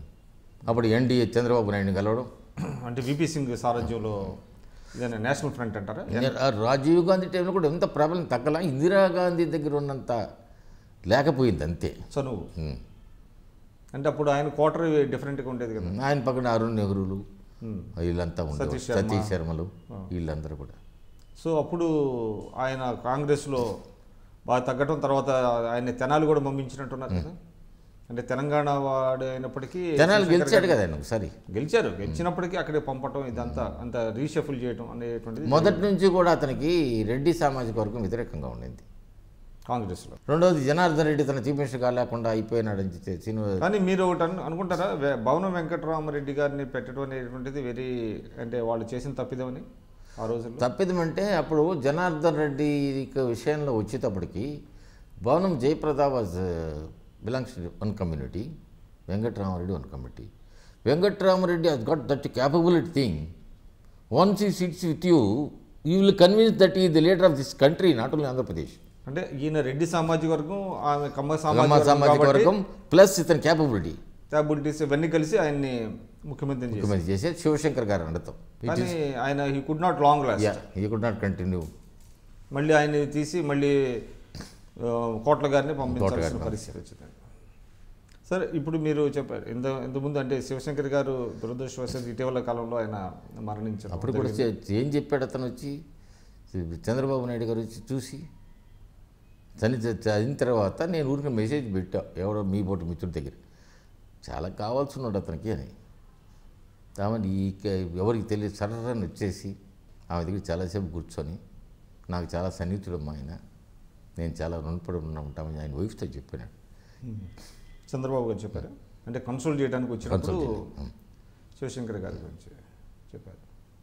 కానీ శివశంకర్ గారు చివరిలో ప్రజారాజ్యంలో కూడా చేరినట్టున్నారు కదా? చేరారు. కానీ అక్కడ కూడా పెద్దగా ఆయనకి ఇంపార్టెన్స్ వచ్చినట్లేదు. ప్రజారాజ్యంలో చేరడానికి డాక్టర్ ఇవన్నీ ఇన్ఫ్లుయెన్స్ కారణం. నేను ఆ రోజు చెప్పాను ఆయనకు, అన్నా ఎందుకు వచ్చిందన్న ఇవన్నీను, అది ఏజ్ కూడా వచ్చింది. నా మాట అంటే, లేదు గంగాధర్, మనోడు ఒకటి పార్టీ పెడితే అతని సహాయకారాలు అందించాల్సిన అవసరం ఉంది కదా, నన్ను అడిగితే నువ్వు కానీ మార్నింగ్ వస్తే ఇద్దరం కలిసి వెళ్తామన్నాడు. సరేలేనా అని చెప్పి నో అని చెప్పలేక వెనక్కి వచ్చేసి. కానీ మీరు కూడా చిరంజీవి గారి ఫాదర్తో చాలా సన్నిహితులు, మీరు నెల్లూరు జిల్లా, వారిది నెల్లూరు జిల్లా ఉన్నప్పుడు అని అంటారు. మీరెందుకు పీఆర్పీలో జాయిన్ అవ్వలేదు? చిరంజీవి గారు ఫాదర్ చాలా సన్నిహితులు నాకు, వెంకట్రావు గారు. మామూలు చిరంజీవి గారిని పరిచయం చేసింది కూడా వెంకట్రావు గారు. నన్ను వెంకట్రావు గారు రుద్రమైన షూటింగ్ జరుగుతూ ఉన్న రోజుల్లో 20 సంవత్సరాల కిందట నన్ను మెడ్రాసు తీసుకుని ఈజీపీ గార్డెన్లో ఫస్ట్ చిరంజీవి గారిని పరిచయం చేశాడు. అవతల నేను క్రమేణా మెడ్రాసుకు పోయినప్పుడు బయట ఇక్కడ జనార్దన్ రెడ్డి మన ఎన్టీ రామారావు మీద వ్యతిరేకంగా చేసినప్పుడు మేము శ్రీనివాసరెడ్డి గారు ఆలోచించాం ఇతన్ని కన్నా రాజకీయాలు తీస్తే ఎట్లుంటుందని. అప్పుడు నేను పోయి కాంగ్రెస్లోకి తీసుకురావాలని అనుకున్నారా? కాంగ్రెస్ కాదు, ఏదో ఒక విధంగా ఉద్యమంలో తీసుకువచ్చిన తర్వాత అంటే వద్దు రాజకీయాలు ఎన్ని వద్దులే గంగాధర్ గారు, మెడ్రాస్ ఇంట్లో పోయి కలిసినప్పుడు. ఎవరున్నారు? చిరంజీవి గారు. చిరంజీవి గారు. ఇది ఏ సంవత్సరం అండి? I think 87. ఓకే. అప్పుడు ఉద్యమం పీక్లో ఉంది, జనమంతా వస్తూ ఉన్నారు. నేను పోయి కలిస్తే ఏ ఉద్యమం అండి? మేము ఎగనెస్ట్ తెలుగుదేశం. మీరు సేనై సేనలోకి చిరంజీవి గారిని తీసుకురావాలని ఆలోచన. ఓకే. ఆయన పొలైట్గా కాదన్నారు. ఓకే. అండ్ మీరు ఎందుకు వెళ్ళిపోయారు పీఆర్పీలోకి? పీఆర్పీ అంటే మీకు ఆహ్వానం లేదా, లేకపోతే మీరు అసలు అప్రోచ్ కాలేదా? నేను అప్రోచ్ అయ్యే ప్రసక్తి ఎక్కడ నా రాజకీయ జీవితంలో నేను అలవాటు చేసుకోవాలి. నా అవసరం ఎవరికన్నా ఉంటుంది అనుకుంటే వాళ్ళ దగ్గరికి పోయేవాడిని. ఓకే. నేను పోయి పలానికి నేను వస్తాను, మీతో పాటు ప్రయాణం చేస్తాను అనే ఫీలింగ్ ఎప్పుడు చేయలేను నా లైఫ్లో. నా భయం 64+, ఇంక చేయను కూడా. సో పీఆర్పీ మీ జిల్లా నుంచి మీకు ఆహ్వానం లేదు, మీరు వెళ్ళను కూడా? మామూలుగా కూడా ఆయన పార్టీ పెట్టిన రోజుల్లో అంతకుముందంతా కలిసేవాళ్ళు రెగ్యులర్. మీరు సొంత సామాజిక వర్గం కదా, మీకు ఆ దశలో చాలామంది జాయిన్ అయ్యారు కదా పీఆర్పీలో. నేను రాజకీయాల్లో రావడానికి కారణం మా ఫాదర్కి చాలా సన్నిహితుడు అని చెప్పి ఆయన పబ్లిక్ మీటింగ్లో నెల్లూరులో చెప్పాడు. కానీ నేను అతని మీద ఉన్న మర్యాద వల్ల కౌంటర్ చేయలే. మళ్ళీ అడిగాను నేను, నాతో ఏ రోజన్నా మీరు పార్టీ పోతే ఏమని చెప్పారా? చెప్పలా. ఆ తర్వాత ఏంది మీ ఉద్దేశం అని అడిగారా? ఒక్క ఒట్టి వసంత కుమార్ని మాత్రం అడిగారు మీరు. ఆ వసంత కుమార్ నా దగ్గరికి వచ్చేసి ఏం చేయమంటారు? గంగు నేను నో అని చెప్పాను. ఏంటంటే మంచి సలహా చెప్పాను, నువ్వేమైనా కొమ్మ తీసి వెళ్తావేమన్నా అన్నాడు. నేను కనీసం అదన్నా మాట్లాడాడు, నాతో చెప్పలేదు. ఆ తర్వాత నాతో చెప్పినాడు నేను రాజకీయాల్లోకి వచ్చినా అన్నమాట కరెక్ట్ కాదు. అంటే ప్రజారాజ్యం పార్టీ ఏర్పాటు చేయటం అంటే ఒక రకంగా చిరంజీవి గారు చేసినటువంటి పొరపాటుగా అంటారా, లేకపోతే పెట్టడం మంచిదే కానీ దాన్ని సరిగ్గా రన్ చేయడంలో ఆయన ప్రజారాజ్యం పార్టీ పెట్టిన సమయం కూడా కరెక్ట్ కాదని నా ఉద్దేశం. సమయం ఎన్టీ రామారావు గారు పెట్టినప్పుడు వ్యాక్యూమ్ ఉండింది ఇంకొక పార్టీకి. ఇక్కడ తెలుగుదేశం కాంగ్రెస్ రెండు స్ట్రాంగ్గా ఉన్నాయి. కాకపోతే పెట్టిన తర్వాత తిరుపతిలో తన మీటింగ్ చూసిన తర్వాత నాలో కూడా ఆవేశం వచ్చింది. అది నడిపిన విధానం మాత్రం సరైన పద్ధతిలో పోలా. నా ఉద్దేశం ప్రకారం తిరుపతిలో మహాసభ అయిపోయిన తర్వాత, జనసమూహం అయిపోయిన తర్వాత అతను అక్కడి నుంచి యాత్ర కంటిన్యూ చేసి ఉంటే things should have been different. అధికారంలోకి వస్తారని చెప్పను కానీ చాలా చోట్ల. రెండోది, ఏ రాజకీయ పార్టీ కూడా నాకున్న 30 సంవత్సరాల అనుభవంతో మనంగంత మనతో కూడా జనం వస్తూ ఉన్నారంటే ఆటోమేటిక్గా మిగతా సదుపాయాలు కూడా, ఆర్థిక సహాయకారులు కూడా అంతాయి. మనం దానికోసం తాపత్రయపడాల్సిన పనిలే. నాకు ఇచ్చేసి నల్లపరెడ్డి శ్రీనివాసరెడ్డి గారు చెప్పాడు, ఫస్ట్ ఎమ్మెల్యే ఇండిపెండెంట్ కంటెస్ట్ చేసినప్పుడు 200 డిపాజిట్తో బయలుదేరాడంట. డబ్బులు లేవంట, పెద్ద కుటుంబము, డబ్బులు క్యాష్ లేదు. ఎప్పుడు పోయి అక్కడ వేసి చూసి జనం వస్తూ ఉన్నాడు, ఎవరి పాటు వాళ్ళు బండ్లు పెట్టడం, డబ్బులు ఇవ్వడం. So money is not the criteria. No, I will not agree. So Shivshankar garu ప్రజారాజ్యంలో ఇమ్మడలేక బయటకు వచ్చారా, లేకపోతే చివరి వరకు ఆయన ప్రజారాజ్యంలో ఉన్నారు? ఆయన ఆఖరిలో నాకేం చెప్పాడంటే, కొన్ని ఇక్కడున్న పరిస్థితుల ప్రభావము మనం అనుకున్న రీతిలో ఈ రాజకీయ పార్టీ నడవలేదనే అభిప్రాయంలో ఉన్నాడు. చాలామంది ఆంజనేయ రెడ్డి మాట్లాడాడు. ఆంజనేయ రెడ్డి చాలా దగ్గర నాకు, ఉపేంద్ర, పరకాల ప్రభాకర్ అనుకున్న రాజకీయ పార్టీ సరిగ్గా జరగడం లేదు, టేక్ ఆఫ్ అవ్వలేదంటారు. ఆ ఉద్దేశంలో అతను కన్నా రాజకీయ పార్టీ మాదిరిగా నడిపి కానీ తిరుపతి నుంచి కానీ బయలుదేరి ఉంటే తను చాలా దూరం వెళ్ళి ఉండేదని నాకున్న అనుభవం చెప్తాను. రామారావు గారు కంపేర్ చేస్తే ఆ రోజుల్లో ఇన్ని ఫెసిలిటీస్ లేవు. ఇప్పుడు మొబైల్లో ఉన్నాయి, ఫ్యాక్స్లు ఉన్నాయి, అప్పుడు బండ్లు సరిగ్గా లేవు. ఇప్పుడు కావాల్సిన ఉన్నాయి నువ్వు ప్రయాణం చేసేదానికి. ఎక్కడికక్కడ చెట్ల కింద స్నానం చేస్తే ఆయన నీకు ఇప్పుడు ఎన్ని రూముల్లో ఉన్నాయి కావాలి, నువ్వు లోపల బండిలోనే కూర్చొని స్నానం చేయొచ్చు. మీరు గమనించేటువంటి విశిష్ట లక్షణాలు ఏంటండి ఎన్టీ రామారావు గారిలో? ఎన్టీ రామారావు కూడా విపరీతమైన నిబద్ధత. ఎంత కష్ట సమయంలో అయినా కానీ భాస్కర్ రావు గారు ఎపిసోడ్ జరిగిన తర్వాత మేము చిత్తూరుకి ఎంటర్ అయ్యేటప్పుడు అండర్ బ్రిడ్జ్ కాడ తల తగిలింది. అయిపోయింది అనుకున్నాం, గట్టి కేకేసాడు అతను. హరికృష్ణ డ్రైవింగ్ ది చైతన్య రథం. నీకు కొంచెం ముందర పోతే రక్తం కారుతూ ఉంది. నేను పైకి వెళ్ళా చొరవ తీసుకొని పోయి చూసా, ఏదో అనకపోతే అట్నే మాట్లాడేస్తాడు అతను. ఒకటి రక్తం కారుతా, జనం విపరీతమైన అయ్యా చచ్చిపోతామన్నా, అన్నా చచ్చిపోతామన్నా, మీకోసం చచ్చిపోతే పర్వాలేదు, దాంతో వెళ్ళిపోతాను మీ గుండెల్లోకి అన్నాడు. అక్కడే ఒక పంచులో తీసేసి కట్టుకున్నాడు. జనం నాడి తెలుసు అతనికి. అంటే ఒక సినిమాటిక్గా చేశారంటే నిజంగా కూడా committed man, real committed man. అతని జనంలోనే కొద్ది కావాలనే కోరికతో ఉన్నాడు. రెండోది, ఈ మొత్తం అంతా చదివాడు అతని, ఆంధ్రప్రదేశ్ అంతా. ఎవడు లేకపోతే నరసరావుపేటలో బ్రహ్మానందరెడ్డి మీద అనిశెట్టి పద్మావతిని పెట్టాడు. అతను చెప్పాడు, ఆ పక్క పల్నాడు పక్కన ఆ ఏరియాలో అంతా బలిజలు పెద్ద ఎత్తున ఉన్నారు, చాలా పౌరుషవంతులు. నేను అడిగా ఆయన్ను, ఆమెకి ఎన్నోట్లు వచ్చింది, 2 లక్షల చిల్లర వచ్చినాయి, ఆయన 3 లక్షల చిల్లర వచ్చింది, ఈ 2 లక్షలు కూడా మన బాగానే వచ్చినాయి కదా అని అడుగుతాను. అంటే ఒక సామాజిక మార్పుకి ఆయన ప్రయత్నం చేశాడు. కానీ ఆయనకి అన్ని బాగానే ఉన్నాయి, కానీ చెప్పుడు మాట వింటారు అనేటువంటి అపప్రద ఒకటి ఉంది. ఇది రాజకీయాల సహజము. చెన్నారెడ్డి గారు చాలా బాగా చూశాడు నన్ను, మిమ్మల్ని కాదు, అంటే ఓవరాల్ అది చెప్పుడు మాట్లాడి చెప్తా ఉన్నా. అది పీఠం పక్కన ఉండేవాడికి చెప్పగలిగేవాడు నేర్పుంటే తప్పకుండా మీరు కూడా ఎక్సెప్షన్ కాదని నా ఉద్దేశం. So everybody is a victim of that. Yes, I was a victim with Chenna Reddy. That day 9 months I was general secretary. కానీ చంద్రబాబు గారికి ఆ క్వాలిటీ ఉందంటారా? చంద్రబాబు నాయుడు గారు ఇన్నట్టే ఉంటాడు, కానీ తన నిర్ణయం తను తీసుకుంటాడు. అదే ఆయన చెప్పుడు మాటలు ఆయన మీద ప్రభావితం చేస్తా నేను అనుకోను, నాకు తెలిసిన చంద్రబాబు నాయుడు గారు. సో ఆయనలో క్వాలిటీస్ ఏంటంటారు? ఆయన సొంత నిర్ణయాలు తీసడానికి ఆచితూచి వ్యవహరిస్తారు. ఆయనలో ఏదో ఒక విశిష్ట లక్షణం ఉన్నదని నా అభిప్రాయం. ఎన్టీ రామారావు అంత పర్సనాలిటీ తర్వాత అతను ముఖ్యమంత్రి అయితేనే నిలదొక్కున్నాడంటే అది మామూలుది కాదు. దైవ ప్రయత్నము, మానవ ప్రయత్నమే కాకుండా దైవ ప్రయత్నం కూడా ఉండాలి. ఎన్టీ రామారావు గారిని వెన్నుపోటు పొడిచారు, డీత్రోన్ చేశారు అనేటువంటిది అంటారు. అది మీరు అంగీకరిస్తారా? నేను పూర్తిగా అంగీకరించను. అతను తెలుగుదేశం పార్టీ భవిష్యత్తుకు చరమగీతం పాడుతుంది అనే ఉద్దేశంతోనే అతను ముందుకొచ్చి ఈ పార్టీ అతను పెట్టింది కదా, ఆ పార్టీని నిలబెట్టాలనే ఉద్దేశంతో. అంటే ఎవరు చరమగీతం పడతారు? లక్ష్మీభారతి గారు? నేను పూర్తిగా చెప్పను, కానీ కొన్ని దుష్టశక్తులు అనే అభిప్రాయానికి వచ్చేసినాడు అతను ఎన్టీఆర్ మీద. అతను కొన్నిటి వినడం పూర్తిగా అతను వాటికి లొంగిపోయి ఉన్నాడు. అతను ఆరోగ్య రీత్యా ఈ పార్టీని కాపాడాలంటే వేరే మార్గం లేదనే ఉద్దేశంతో అతను ముందుకు పోయినాడు. ముందుకు పోయి ఈరోజు విజయవంతమైనాడంటే ఏదో ఒక మంచి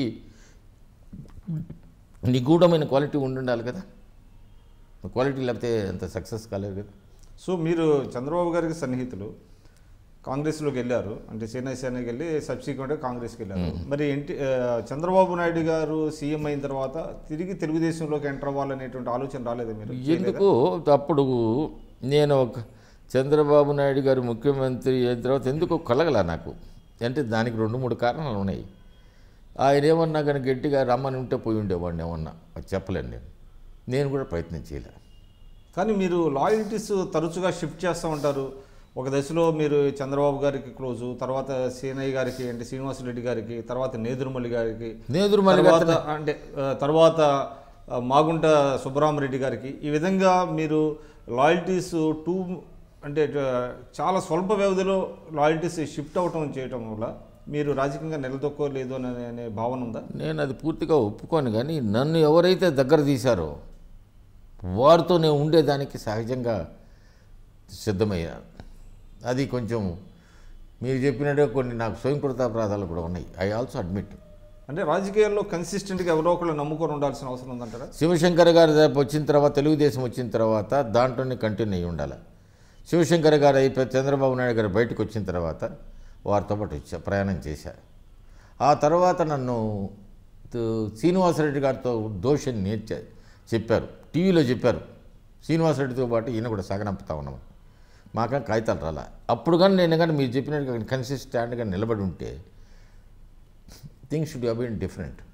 నా తప్పు కూడా ఉంది. నేనేమి కొన్ని విషయాల్లో I said I have come up to this stage purely my efficiency and also hard work. That to born in Nellore district and we are not that important in politically. అంటే సామాజిక వర్గం అన్ని పట్టణాల్లో సామాజిక వర్గం బలంగా ఉన్నా, ఆర్థికంగా వాటిల్లో కొన్ని లేకుండా పోయినా, నేను ఇవన్నీ లేకుండా, నా బ్యాక్గ్రౌండ్లో రాజకీయాలు లేకుండా నేను ఈ స్టేజ్కి వచ్చానంటే I'm really owe to my god, that's all. నేను ఒక శక్తి కింద ఎదిగా. ఈరోజు నాకున్న పదవి ఉన్నా లేకపోయినా మాదాస్ గంగాధర్ మనంగానే అధికారులు కానీ మిగతా వాళ్ళు కానీ నన్ను ఆదరించే పరిస్థితి తెచ్చుకున్నా. మొదటి నుంచి కూడా అధికారులతో నాకు మంచి సంబంధాలు ఉన్నాయి. మీకు అంటే అధిష్టానంతో మీకు ప్రత్యక్ష సంబంధాలు లేవా? దేంట్లో అంటే కాంగ్రెస్ అధిష్టానం మీరు ఇందాక అన్నారు, అంటే కాంగ్రెస్లో మనగలగాలంటే కాంగ్రెస్ అధిష్టానంతో సంబంధాలు ఉండాలి. శివశంకర్ గారు పోయిన తర్వాత నాకు పార్టీ అధిష్టానంలో పెద్ద సంబంధాలు, అంత ఎక్కువ సంబంధాలు లేకుండా పోయినాయి. గాడ్ ఫాదర్ లేకుండా పోయినాడు. సో అది మీకు సెట్ బ్యాక్ ఏంటంటారా? కానీ రాజశేఖర రెడ్డి గారు చాలామందికి న్యాయం చేశారని అంటారు ఆయన సీఎం అయిన తర్వాత. మీరు వైస్ ప్రెసిడెంట్గా ఉన్నారు, పీసీసీకి, పార్టీ కార్యక్రమాలు బాగా చేసేవాళ్ళు. నాకు మొదట్లో లేదు. మొదట్లో ఎప్పుడు వచ్చాడు రాజశేఖర రెడ్డి 3 డి శ్రీనివాసు పీసీసీ అధ్యక్షుడు అయిన తర్వాత అప్పుడు జనార్దన్ రెడ్డి గారు ఫోన్ చేసి చెప్పాడు రాజశేఖర రెడ్డి గారు సీనియర్ వైస్ ప్రెసిడెంట్ చేయమని. దానికి రాజశేఖర రెడ్డి ఫోన్ చేశాడు. ఇప్పుడు దాకా అతనే కదా ఒడ్డు నీకు అడ్డపడింది, నీకు ఈయడానికి లేదు, వీడు నన్ను నల్లపరెడ్డి శ్రీనివాసరెడ్డి చేరి నాన్న ఇబ్బందులు పెట్టాడు, బ్రెయిన్ ఈడాను అక్కడ శ్రీనివాసరెడ్డి వెనకాల అని రాజశేఖర రెడ్డి అడిగాడు. అడిగితే లేదన్నా వెంకటగిరి కాన్స్టిట్యున్సీ కొత్తగా ఏర్పడింది, దాంతో కలవాయి మండలం దాంట్లో చేరింది, దానివల్ల తప్పిందంటే అందువల్ల చేశాడు, అంతేగాని నా మీద ప్రేమతో కాదు. అప్పుడు రాజలక్ష్మి అపోజ్ చేసింది. ఇప్పుడు ఎందుకు విన్నా నేను, నీకు తెలియదులే రాజీవ్ వాడి సంగతి. అప్పటి నుంచి చాలా బాగా చూశాడు అతను. అప్పుడు చెప్పాను నేను, నవ్వుతా, ఒక చిన్న ఆయనతో మాట్లాడతా, ముసలి ప్రాయంలో నన్ను పెళ్లి చేసుకుంటే నాకు 25 నీకు 70, నన్ను సంసారంలో తీసుకురమ్మంటే నన్ను ఏం చేయమంటావు చెప్పు, నీతో ఏం సంసారం చేసేదంటే ఊరుకొచ్చాలి కానీ నువ్వు నా క్యాపబిలిటీ తెలుసు. నాకు ఏ పదవి లేకుండా నేను సోనియా గాంధీని రామనారాయణ రామనారాయణ ఇద్దరం కలిసి వెళ్తే కిరణ్ కుమార్ రెడ్డికి తెలిసి, లేకపోతే కిరణ్ కుమార్ రెడ్డికి చాలా దగ్గర నేను, కిరణ్ కుమార్ రెడ్డి దగ్గర, రోసయ్యకి దగ్గర, కానీ పదవులకు దూరం అయ్యారు. పదవులకు. సరే ఒకటి చెప్పండి మీరు, అంటే ఇందాక ఆనం సోదరులతో కూడా మీరు చాలా సన్నిహితంగా ఉండేవాళ్ళు మీ నెల్లూరు. ఆనం సోదరులు పోటీ చేసిన తర్వాత కాంగ్రెస్ పార్టీలో పదవి ఆయన దాదాపు 9 సంవత్సరాలు 10 సంవత్సరాలు మంత్రిగా ఉన్నారు రామనారాయణ రెడ్డి గారు. వాళ్ళు కాంగ్రెస్ పార్టీని విడిచి తెలుగుదేశంలోకి వెళ్ళటం, దాన్ని మీరు ఏ విధంగా చూస్తారు? నేను దాని మీద కామెంట్ చేయను, కానీ మాకు రాజకీయ అవసరాలు ఉన్నాయని చెప్పారు నాతో. కానీ ఇటీవల తెలుగుదేశంలో కూడా కంఫర్టబుల్గా లేరు వాళ్ళు అని అంటున్నారు. బయట వార్తలు వస్తూ ఉన్నాయి. ఇప్పుడు నా ఉద్దేశం ఏంటంటే, మీ పార్టీలోకి వచ్చిన తర్వాత మీకు అనుగుణంగానే ఉండాలి నేను. అంటే నేను పాత రోజుల్లో ఫైనాన్స్ మినిస్టరు, లేకపోతే పాత రోజుల్లో ముఖ్యమంత్రి స్థాయికి దిగాను అనుకుని ఫ్రెష్గా మళ్ళీ పొలిటికల్ కెరీర్ మొదలు పెట్టాలంటే న్యాచురల్ కదా. పార్టీ మారినప్పుడు ఒకప్పుడు తెలుగుదేశంలో మంత్రి అతను 85లో. అవును, మేము తెలుగుదేశం నుంచి బయటికి వెళ్ళిన తర్వాత మంత్రి. నేను నా రాజకీయ జీవితం స్టార్ట్ అయిందే 83లో తెలుగుదేశంతో. కొన్ని పొరపాట్లు, స్వయంకృత అపరాధాలు కూడా ఉన్నాయి. సార్ ఇప్పుడు చెప్పండి, ఇప్పుడు కాంగ్రెస్ పరిస్థితి ఏంటి? రాష్ట్ర కాంగ్రెస్ పరిస్థితిలో ఆశాజనకంగా మాత్రం లేదు. ఇంకా ప్రజల్లో మేమే విడదీశాము ఈ రాష్ట్రాన్ని అనే అభిప్రాయం పూర్తిగా పోలా. రెండోది, మేమేదో తంటాలు పడతా ఉన్నాం, కానీ ప్రతి జిల్లాకు పోవడం అన్నీ చేయడం, కానీ ప్రజల్లో మాత్రం స్పందన లేదంటారా? లేదు. అంటే ఇటీవల మీరు అనంతపురంలో కూడా కరువు యాత్రలు పెట్టారు. వచ్చారు జనం, బాగా వచ్చారు. జనం వచ్చారు. ఎందుకు వచ్చారు? ఆయన పాత మడకసరా, ఆయన కొత్తగా పోటీ చేసిన దానివల్ల, అంటే సొంత నియోజకవర్గాల నుంచి తరలించారు. సొంత నియోజకవర్గాల నుంచి వచ్చారు. అంతగాని రాష్ట్రం అంతా ఎవరు వచ్చినారు జనంలో ఉంది. జనం ఎంతవరకు ఉంది? అనంతపురం కరువు పీడిత ప్రాంతం కాబట్టని. మరి ఏంటి, వాట్ ఈజ్ అంటే being vice president of the party మీరే చెప్తున్నారు, అంటే కాంగ్రెస్కి ఆశాజనకంగా లేదు ఆంధ్రప్రదేశ్లో అంటున్నారు. అంటే ఇది ఒక రకంగా పార్టీ యొక్క అంటే వాస్తవ పరిస్థితిని చెప్తున్నట్ట, లేకపోతే పార్టీని దెబ్బతీసే ఉన్న వాస్తవ పరిస్థితి. నేను ఏ పార్టీలో ఉంటే ఆ పార్టీకి లాయల్గా ఉండే అలవాటు నాది. పార్టీలో ఉండి వెన్నుపోటు పొడిచే అలవాటు నాకు జీవితంలో ఎప్పుడూ లేదు. ఇప్పుడు లేదు, ఇంకెప్పుడు కూడా రాదు నాకు. వాస్తవ పరిస్థితి ఇది.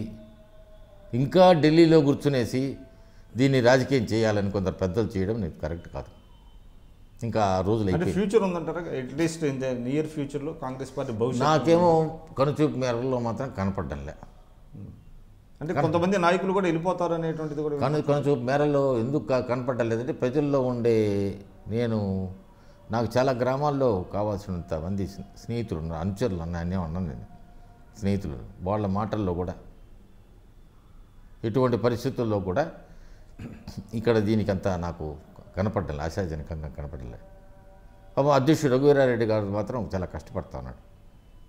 మాకు కూడా ఇంతకుముందు రోజు వెళ్ళేవాడు నేను ఆయన సీనియర్ మోస్ట్. ఇది నాకు 9వ సంవత్సరం, ఇది ఉపాధ్యక్షుడు. నేను ఇందిరాభవన్ అంతా నేనే చూస్తాను.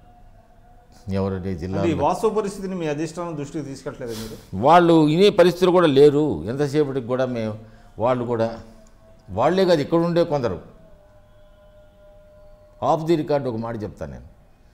ఎక్కడ కొందరిని ఆహ్వానం లేని వాళ్ళు మాత్రం ఉన్నారు ఇక్కడ పార్టీలో అని మిగిలిపోయారంటారు.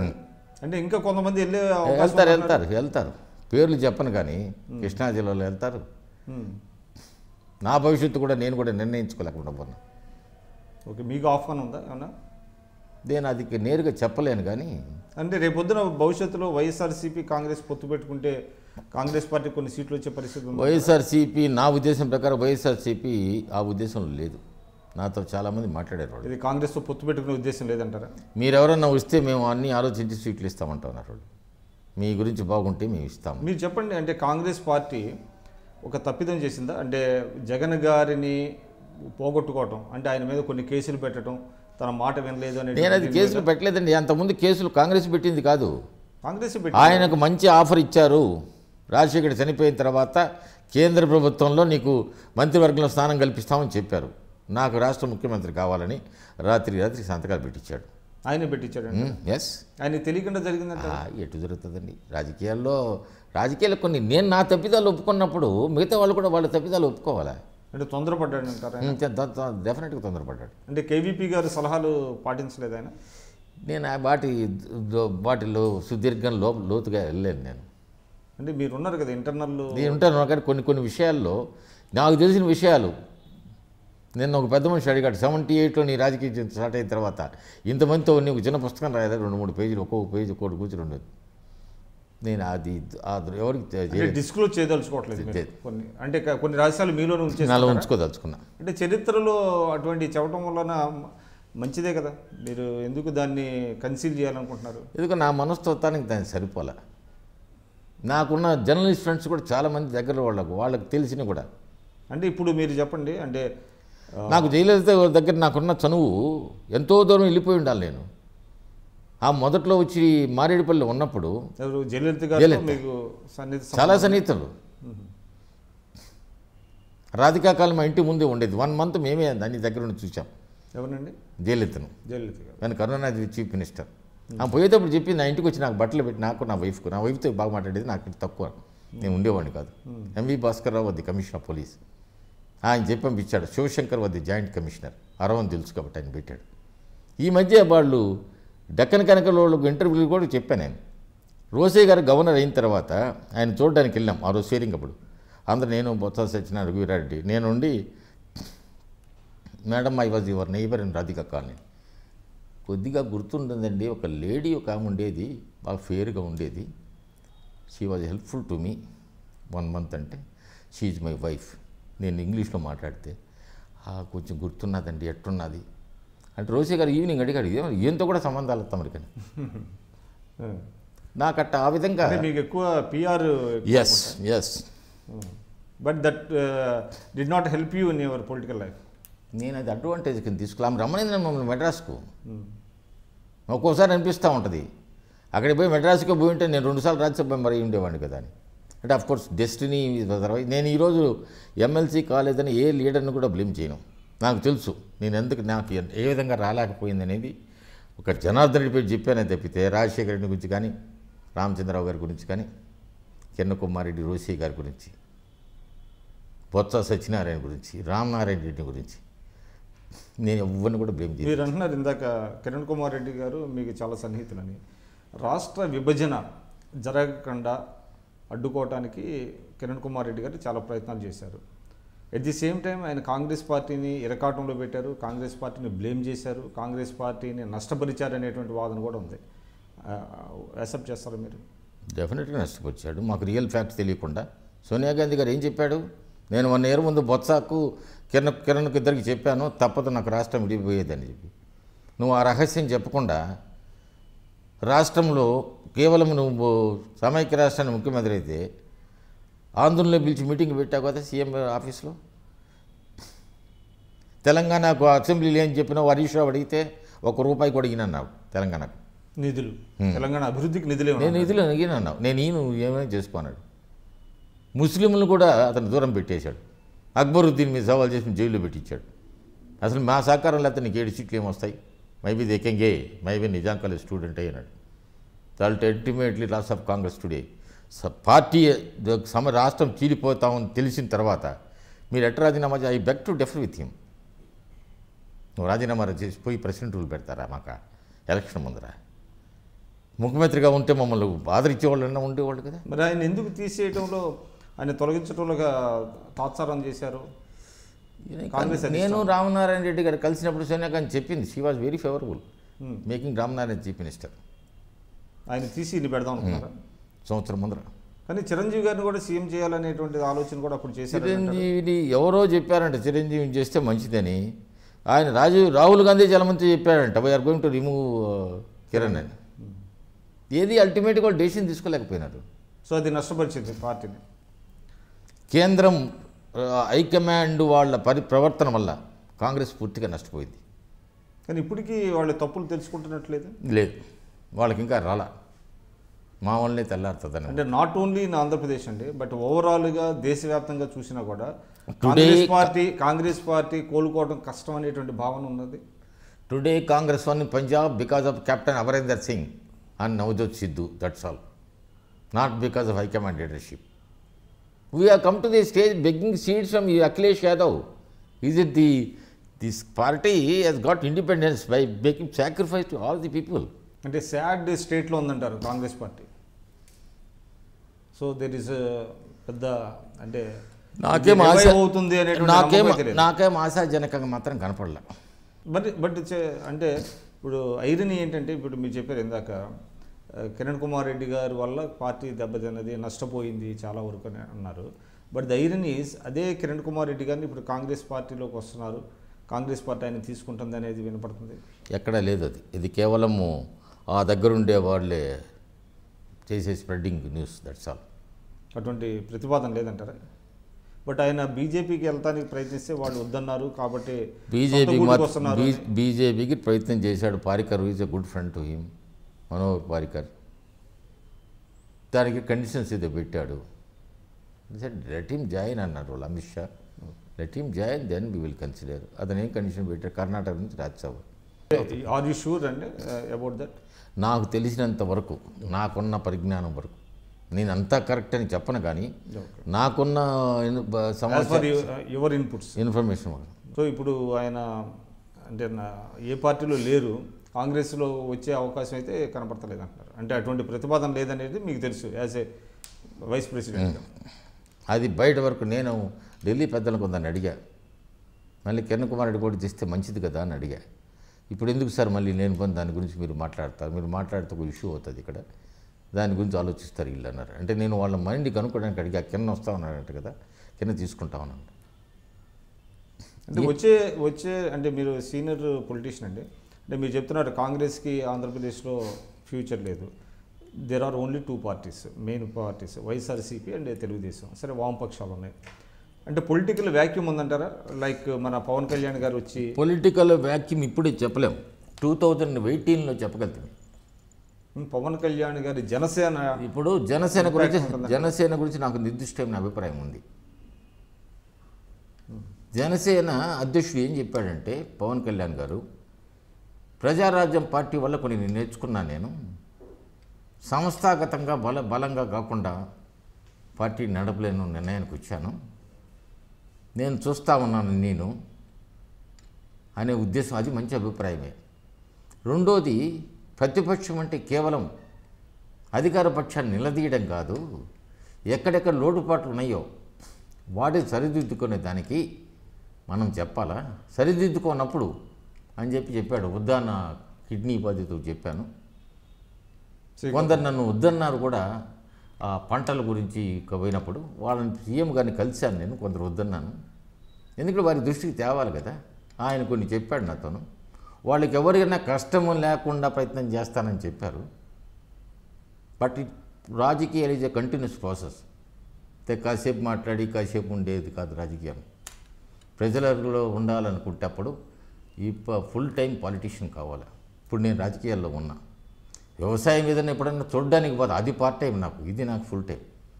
అంటే పవన్ కళ్యాణ్ గారు ఫుల్ టైం లేరంటారు. పవన్ కళ్యాణ్ ఫుల్ టైం వస్తే మాత్రం ఇంపాక్ట్ మాత్రం ఉంటుంది ఇక్కడ జనసేనలో. ఎందుకంటే అనేక వర్గాల నుంచి నేను సమాచారం సేకరిస్తే ఒక సామాజిక వర్గమే కాదు, అన్ని సామాజిక వర్గంలో కూడా తన చుట్టూ తిరుగుతూ ఉన్నాయి. నా ఉద్దేశం ప్రకారం 2018లో జూలై ఆగస్టు ఆ ప్రాంతంలోకి అయితే ఒక షేప్కి వస్తుంది. బట్ పవన్ కళ్యాణ్ మాత్రం నా వంతుకు చాలా మంచి నాయకుడు. అంటే మంచి వ్యక్తి, మంచి నాయకుడు. మంచి నాయకుడు అంటే ఎలా చెప్తారు? అతని వ్యవహార సరళిని బట్టి నాకు అనిపించింది, అతను చేసే కార్యక్రమాలకు రాజకీయంగా అంతదేమి నా నైతిక మద్దతు కూడా తప్పకుండా జనసేనకు ఉంటుంది. మీరు కాంగ్రెస్లో ఉన్నప్పటికీ అంటే ఇప్పుడు మీకు పరిచయం ఉందా ఆయనతో పర్సనల్? ఎందుకంటే ఆవిడ తండ్రి గారితో మీకు బాగా అనుభవం. పరిచయం అంటే ఆ రోజుల్లో పరిచయాలు ఉన్నాయి, కానీ నా పరిచయాలు కంటిన్యూస్గా అయిపోవాలి నాకు. వాళ్ళ తండ్రి చనిపోయినప్పుడు మేము వెళ్ళినప్పుడు కూడా అందరం ఉంటే నా దగ్గరికి వచ్చి, అన్న రండి, మీరు రండి, ముందు నాన్నకు కావాల్సినాడు.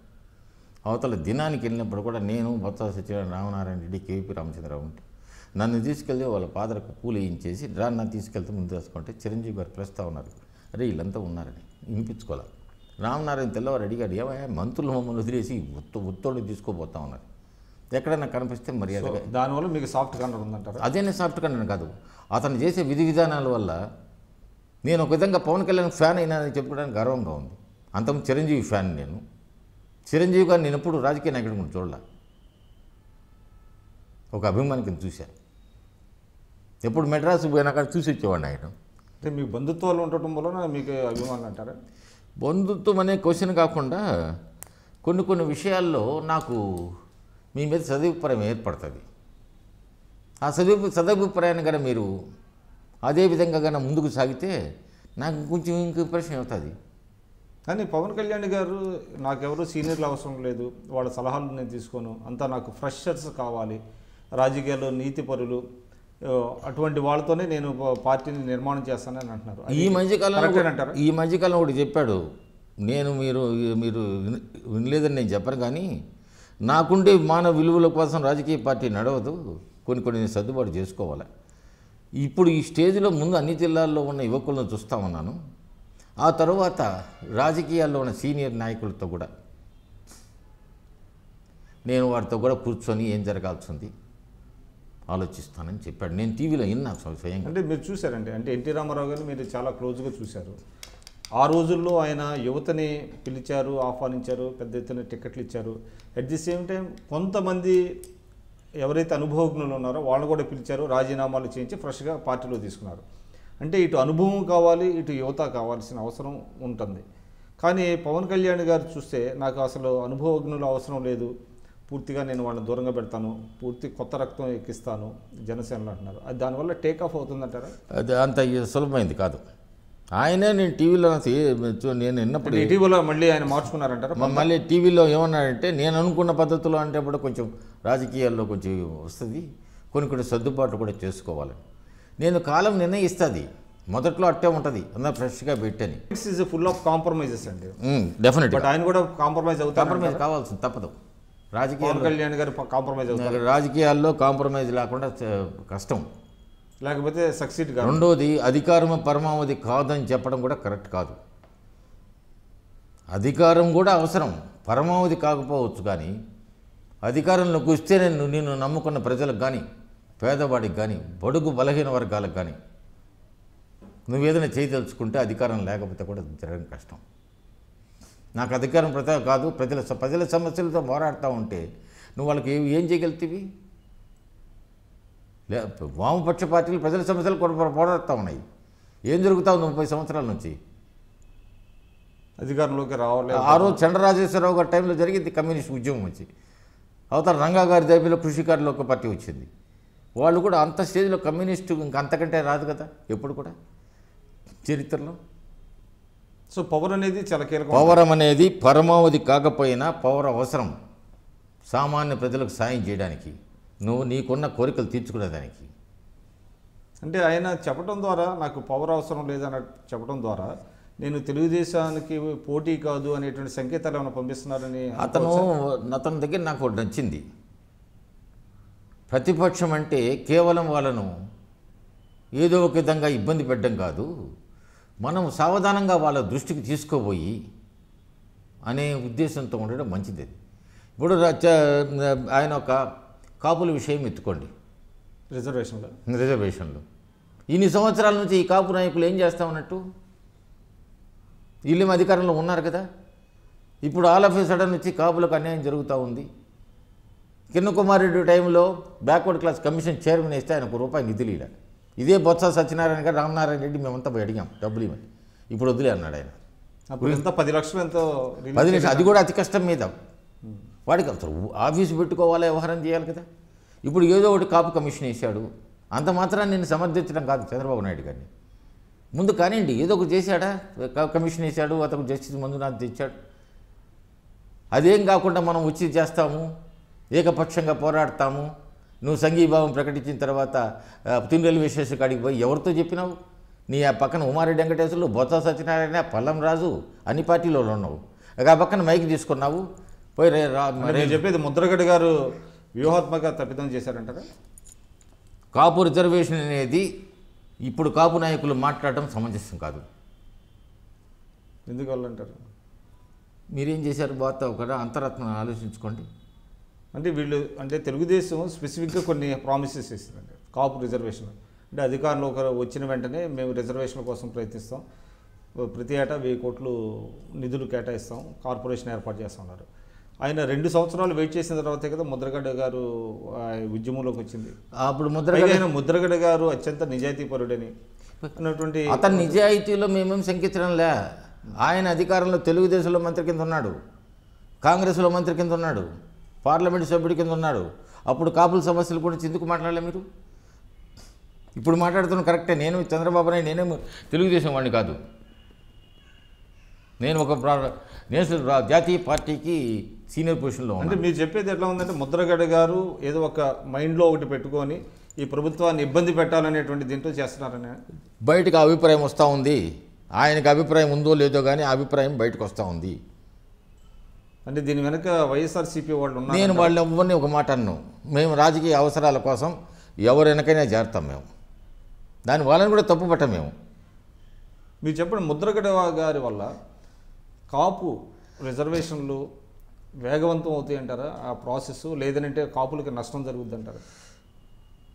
నేను కొన్ని విషయాల్లోకి సుదీర్ఘ లోతుగా వెళ్ళను. కానీ దీనివల్ల ఏమవుతుందంటే మిగతా కులాలు ఇప్పుడు కాకినాడలో పెడితే బీసీలు పోయేసి వాళ్ళు మళ్ళీ పోయేసి ఇది ఇలా కట్టిస్తామంటారు.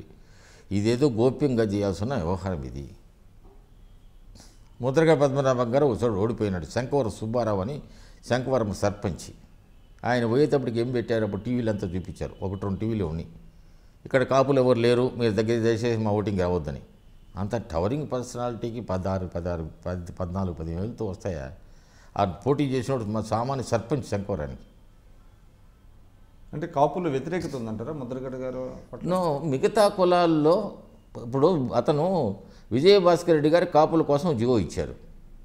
ముద్రగడ పత్రం మీటింగ్ సింగిల్ హ్యాండెడ్ పెడితే 4-5 లక్షలు ఇచ్చారు. అతను ఎవరిని పిలవాల, సంగీత వెంకటరెడ్డి పిలవాల, మాదాసు గంగాధర్ని పిలవాల, పొప్పన మోహన్ రావు, ఆ జిల్లాలు కూడా పిలవాల, తను ఒక్కడే అన్నాడు. ఏకపక్షంగా కొన్ని నిర్ణయాలు తీసుకుంటారని అభిప్రాయం. అతను నిజాయితీపరుడు. అతని నీతి గురించి నేను నాకు ఎలాంటి సందేహం లేదు. అంటే ముద్రగడ్డ గారు వెనక వైఎస్ఆర్సీపీ వాళ్ళు ఉన్నారనేటువంటిది అధికార తెలుగుదేశం ఆరోపణ చేస్తుందండి. ఏ రాజకీయ పార్టీ అయినా తనకు అనుకూలంగా ఉండేదానికి ఏదో ఒక ఉద్యమాన్ని, ఇప్పుడు మేము సేన ఉద్యమం చేసినప్పుడు మా వెనక కాంగ్రెస్ వాళ్ళు ఉన్నారు. అనేక జిల్లాల్లో వాళ్ళే పెట్టింది, మాకెవరున్నారు అసలు ఆ స్ట్రక్చర్కు. ఆఖరి మేము పోయి కాంగ్రెస్లో మెచ్ చేసినాం రాజీవ్ గాంధీ సమక్షంలో. ఇక్కడ కాదు, ఢిల్లీలో ఏఐసీసీ పోయి. ఏ రాజకీయ పార్టీ అయినా తన అనుకూలం కోసంగా ఏ పని చేయడానికి సిద్ధం. సో వైఎస్ఆర్సీపీ చేసిన దాంట్లో తప్పేం లేదంటారు. ఎవరు చేసినా వాళ్ళే కాదు, ఎవరు చేసినా తప్పలేదు. కాంగ్రెస్ వాళ్ళు కూడా పోతా ఉన్నారు కదా. రఘువీరారెడ్డి, చిరంజీవి గారు కూడా వెళ్ళాడు మద్దతు ఇవ్వడానికి. ఎవడు అసలు కాపులకి అంటే మీ వ్యక్తిగత అభిప్రాయం, కాపులకి రిజర్వేషన్లు ఇవ్వాల్సిన అవసరం ఉందంటారా? కాపుల కంటే కూడా రాయలసీమలో బలిజలకి ఇవ్వాలి. ఇప్పుడు నేను బీసీ, నెల్లూరు గాజులపల్లి కులానికి చెందినోడు. నేను నెల్లూరు జిల్లాలో నెల్లూరు, చిత్తూరు, ప్రకాశం, కడపలో దాదాపు 20 లక్షల మంది దాకా ఉన్నారు బీసీలు. మాకు సెంట్రల్ గవర్నమెంటు బీసీలు చేరినట్టుగా వచ్చింది, జీవో ఇచ్చారు. అది స్టేట్లో 4-10 సంవత్సరాల నుంచి ఇంప్లిమెంట్ కావడం లేదు. వీళ్ళేమో ఒకటి ఇస్తారు, you also go along with this GO అని. కలెక్టర్స్ అడుగుతాను స్పెసిఫిక్గా మాకు ఇండి ఆ జీవో అంటే ఇక్కడ పాస్ చేసి ఇండి అని చెప్పి. నేను అప్పుడు రాజశేఖర రెడ్డి గారికి ఇచ్చా, అంతకుముందు చంద్రబాబు నాయుడుకి ఇచ్చా. ఇట్లాంటి సమస్యలకు మేము చేసుకుంటే ఒక్కొక్క కులము బయటపడతాం కదండి.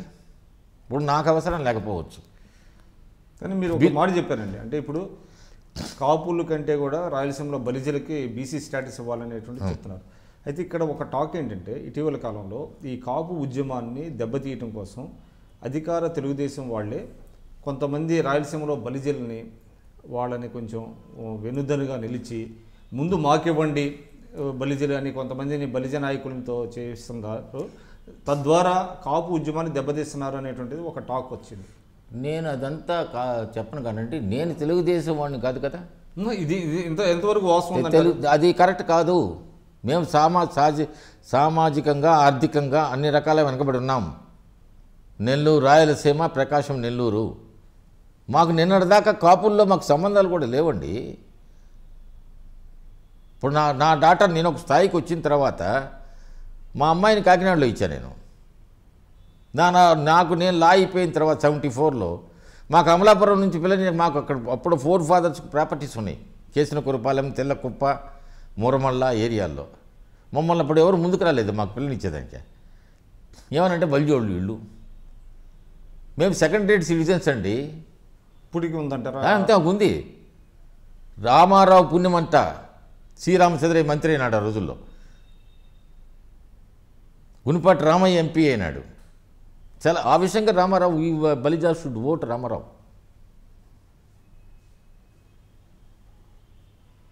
నేనేం తెలుగుదేశం వాడిని అయితే మీరు చెప్పినట్టు కావచ్చు. నేను ఒక స్థాయికి ఎదిగిన లీడర్ని. నన్ను ఎవరు ఇన్ఫ్లుయెన్స్ చేస్తారు? నన్ను ఇన్ఫ్లుయెన్స్ చేసిన మీ ముందు ఓపెన్గా చెప్పేవాడిని. నాకున్న వ్యక్తిగతంగా నాకున్న అనుభవం రీత్యా మీకు చెప్తా ఉన్నాను. సో ఇప్పుడు బలిజలకి సపరేట్గా ఉద్యమం వచ్చే అవకాశం ఉందంటారా? నేను అవన్నీ అన్నగాని బలిజలు మాత్రం వెనకబడి ఉన్నాం కాపుల కంటేను. ముందు మా గాజుల బలి సంగతి తెలుసండి. ఆ జీవో కూడా చూపిస్తాను మీకు. అంటే ఇప్పుడు బీసీ స్టేటస్ ఇంప్లిమెంట్ చేయట్లేదా? వాటి చేయడం లే. మాకు గవర్నమెంట్ ఆఫ్ ఇండియా ఇచ్చింది గాజుల బలిజా బీసీ అని ఇచ్చింది. ఓబీసీలో ఇచ్చున్నారు. మీకు అది కూడా చూపిస్తాను నేను. మీరు బ్రేక్ తీసుకుంటే అది ఉంది నా దగ్గర, జీవో చూపిస్తాను. ఇప్పుడు నేను ఏది మాట్లాడినా సబ్స్టాన్షియల్ ఎవిడెన్స్తోనే మాట్లాడతాను ఈరోజు.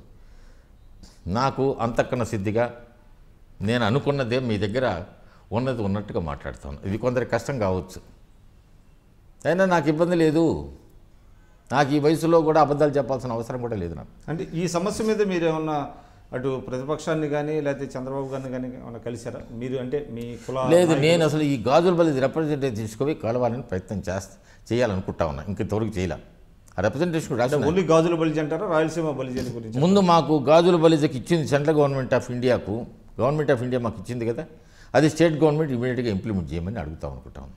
సరే మీరు చెప్పండి. అంటే రాష్ట్రం విడిపోయిన తర్వాత అటు తెలంగాణ ఇటు ఆంధ్రప్రదేశ్, ఎస్పెషల్లీ ఆంధ్రప్రదేశ్లో ఈ కులాలకు సంబంధించినటువంటి కుమ్ములాటలు ఎక్కువైనాయి, కుల ఫీలింగ్లు ఎక్కువైపోయినాయి. దానివల్ల ప్రజల్లో చాలా సమస్యలు వస్తున్నాయి అనేటువంటిది ఒక ఉంది, అపప్రద వచ్చింది.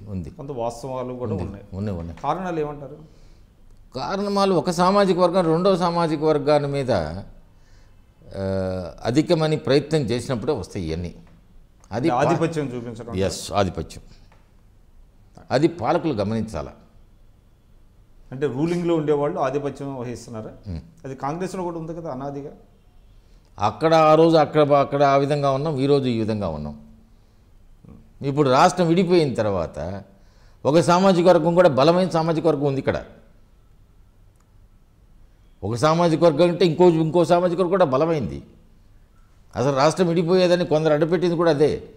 ఈ సామాజిక వర్గము మా సామాజిక వర్గము మరి బలమైపోయింది, వీళ్ళు ఏమైనా పెత్తనం చేస్తారేమన్నా. అంటే ఇది ఏ దిశగా వెళ్తుంది అంటారు ఇటువంటి? నాకు ఇది చాలా సార్ ఒక విధంగా నాకున్న ఈ రాజకీయ అనుభవంతో చాలా బాధగా కూడా ఉంది సార్. నాకు ఎక్కడికి దారి తీస్తుందో వీటి మీదని, ఎక్కడికి పోతామని అనిపిస్తూ ఉన్నది ఇప్పుడు మనం. అంటే దీనికి ఎవరు కారణం అంటారు? ప్రజల, పాలకుల, లేకపోతే పార్టీల, రాజకీయ పార్టీలు అంటారు? రాజకీయ పార్టీల కారణం. వాళ్ళ స్వార్థం కోసంగా ఇవన్నీ చేస్తారు. ఓటు బ్యాంకుల కోసం. ఓటుకు అంతే. కులాల మధ్య చిచ్చు పెడుతున్నారంట. అంతే, దట్స్ ఆల్. సో దీనికి ఏంటి మరి పరిష్కారం? అంటే ప్రజా చైతన్యం రావాల్సిన అవసరం ఉంది. ప్రజా చైతన్యం కావాలి. ఆ ప్రజా చైతన్యం పవన్ కళ్యాణ్ వల్ల వస్తుందనే నమ్మకం నాకుంది. పవన్ కళ్యాణ్ని కులపరంగా కాకుండా అందరి వాడిగా చూసే పరిస్థితి వస్తుంది. ఉంది.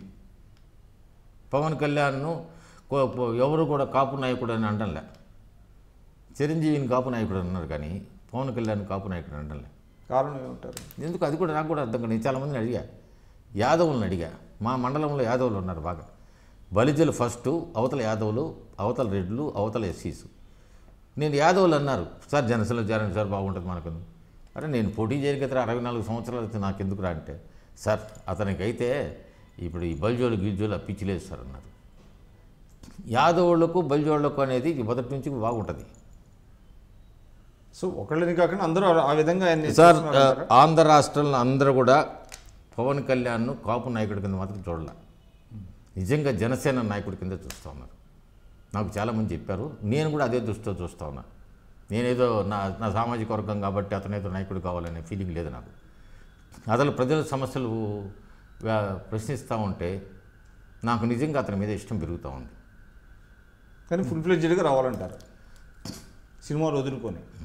నేను వదులుకొని కూడా చెప్పను. నువ్వు దీనికి కావాల్సిన సమయం ఇది. ఇప్పుడు నేను వ్యవసాయం చూసుకుంటా, లేకపోతే నా భుక్తి గడవాలి కదా. అతని భుక్తి గడవాలంటే అతని సినిమాలు కూడా చేయాలి కదా. నా భుక్తి గడిచేదానిక ఇది ప్రధానంగా పెట్టుకొని భుక్తి గడిచేదానికి పార్ట్ టైము, అది ఫుల్ టైం అదిగానే పెట్టుకొని ఇది పార్ట్ టైం అంటే కుదరదు. కానీ మీరు ఒకటి చెప్పండి, అంటే మీరు చంద్రబాబు గారికి కూడా సన్నిహితంగా ఉన్నారు. చంద్రబాబు నాయుడు గారికి కూడా ఆయనకి చాలా వరకు అసలు ఈ కుల భావనలు దూరంగా పెడతారు, అన్ని కులాలను కలుపుకెళ్తారు అనేటువంటిది ఒక ఉన్నది కదా. నాకు నమ్మకం ఉంది అతని మీద. అతను ఒక కులం వల్ల పైకి రాల, అన్ని సామాజిక వర్గాలు కూడా అతన్ని యాక్సెప్ట్ చేసినాయి. ఆఫ్ ది రికార్డ్ ఒకటి చెప్తాను మీకు. అంటే లైవ్లో వెళ్ళేది, ఆఫ్ ది రికార్డ్ ఏం లేదు, మొత్తం వెళ్తానే ఉంటుంది. చెప్పండి, పర్లేదు. చిత్తూరు జిల్లా నుంచి కృష్ణా జిల్లాలో సంబంధం అంటే అంత తేలికైంది కాదు. కృష్ణా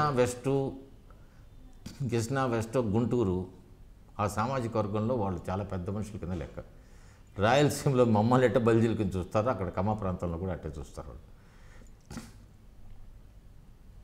కాబట్టి అతనికి ఆ బేస్ నుంచి రాలా, అతను పొలిటికల్ స్ట్రక్చర్లో నుంచి వచ్చాడు. అతను అది రిటైన్ చేసుకుంటున్నారా ఆయన? చేసుకోవాలని నా ఆశ. చేసుకుంటే ఈ రాష్ట్రానికి మంచి జరుగుతుంది. ఎందుకంటే అతనికి రాజకీయంగా ముఖ్యమంత్రిగా అనుభవం ఉంది. ఇప్పుడు ఎలా ఉందంటారు పరిపాలన? గత 3 సంవత్సరాలు పరిపాలన నేను ఆశించినంతగా జరగడంలే. చంద్రబాబు నాయుడు గారి దగ్గర చాలా ఆశించాను నేను. అతను అన్న అనుభవంతో చాలా ముందుకెళ్తాడు. అంత ఆశించినంత మేరకు ప్రయోజనం జరగడం లేదని చెప్పి నా ఉద్దేశం. అంటే అనేక సమస్యలు ఉన్నాయని చెప్తున్నాడు కదా ఆయన, రాష్ట్ర విభజన వల్ల వచ్చినటువంటి సమస్యలు ఉంటాయండి. సమస్యలు ఉన్నప్పుడే కదా నాయకుడు రావాల్సింది. సమస్యలు లేనప్పుడు ప్రశాంతంగా ఉంటుంది కదా. జగన్ గారి పనితీరు ఎలా ఉంది యాజ్ ఏ అపోజిషన్ పార్టీగా?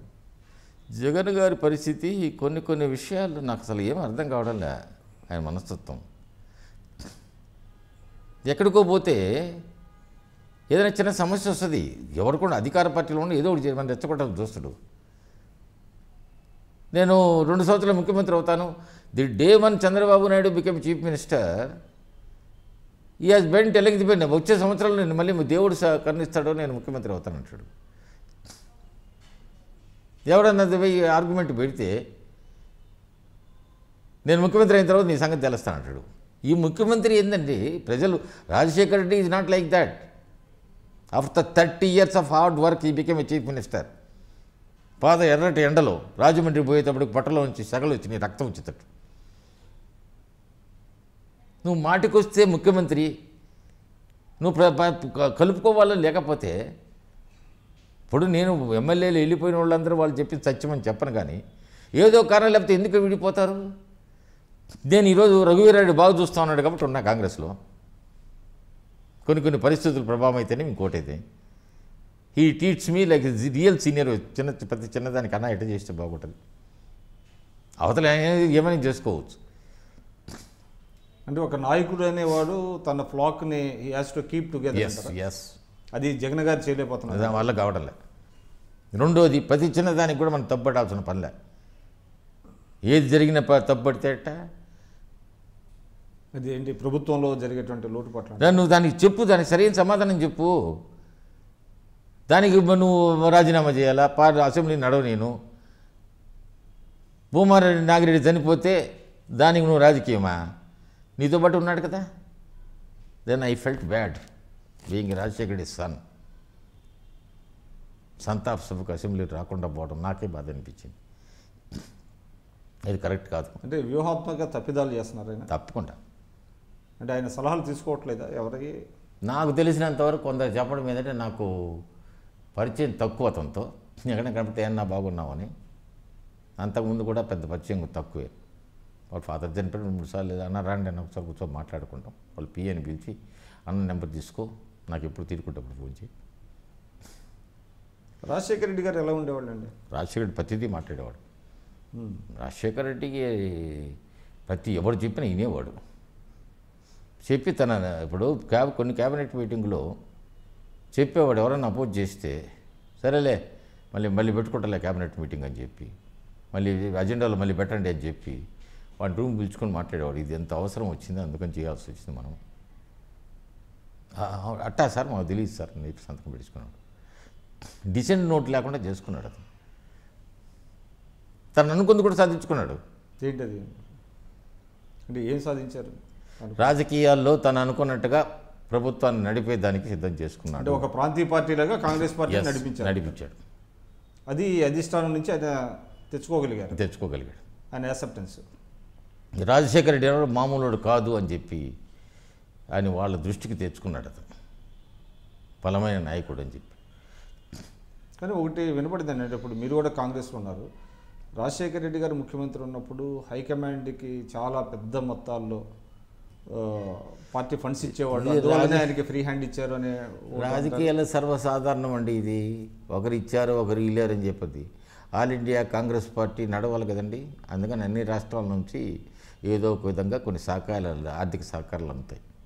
అంతేగాని అక్కడికి నిధులు ఇచ్చారు కాబట్టని రాజశేఖర రెడ్డి తీసి, అందుకు ఇంతకుముందు చెన్నారెడ్డి టైంలో కూడా నాకు తెలిసి చెన్నారెడ్డి గారు చీఫ్ మినిస్టర్ అయిన తర్వాత కూడా నిధులు ఎన్నికల కోసం ఆయన ఎందుకు తీసేశారో నీరకంగానే.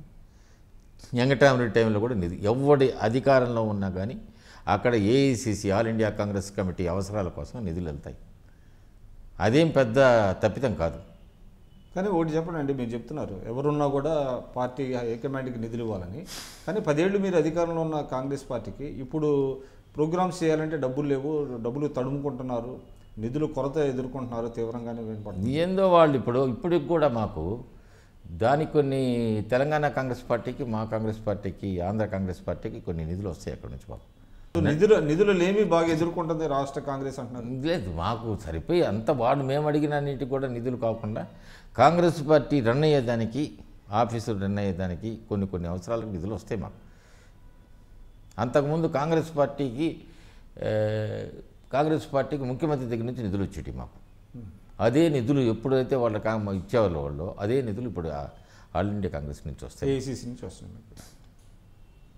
సార్ మీరు చెప్పండి, అంటే రఘువీరారెడ్డి గారిని తప్పిస్తారు అనేటువంటిది, అంటే 3 సంవత్సరాలు అయిపోయింది కాబట్టి ఆటోమేటిక్గా తప్పించి ఏఐసిసిలో తీసుకుంటారు, ఇక్కడ ఒక కాపు లీడర్ని పిసిసి అధ్యక్షుడు చేస్తారు అనేటువంటిది వినపడుతుంది. అది నాకు బయట ఎవరో సమాచారం తప్పితే నాకు ఢిల్లీ వాళ్ళు ఎవరైనా చెప్పాల. 3 సంకేతాలు రాలేదు, నాకేం సంకేతాలు లేవు. బట్ ప్రయత్నాలు మాత్రం కొందరు చేసుకుంటా ఉన్నారు. 3 సంవత్సరాలు అయిపోయింది కాబట్టి ఆయన కూడా ఏంటంటే నాకున్న పార్టీ పరిమితుల్లో నేను బాగా చేశాము అనే తృప్తితో ఉన్నాడు. ఆయన కూడా ఉన్నాయి, జరుగుతూ ఉన్నాయి. ఎవరు వచ్చే అవకాశం ఉందంటారు పిసిసి? చెప్పలేము. నాకు తెలిసి చాలామంది ప్రయత్నాలు, చింతామోహన్ ఒకటి ప్రయత్నం ఉండాలని కోరుకుంటా ఉన్నాడని అంటా ఉన్నారు. నాకేం నాతో మాట్లాడతాను వ్యక్తిగతంగా చెప్పలే. అవతల నాదిళ్ళ మనోహర్ గారేమో ఈ మధ్యకాలంలో తన కూడా ఉంటే బాగుండు అనే ఉద్దేశంతో ఉన్నాడని ఆయన కూడా చెప్పలే. ఆయన కూడా మంచి స్నేహితుడు. కోండ్రు మురళీ, శైలజనాథ్,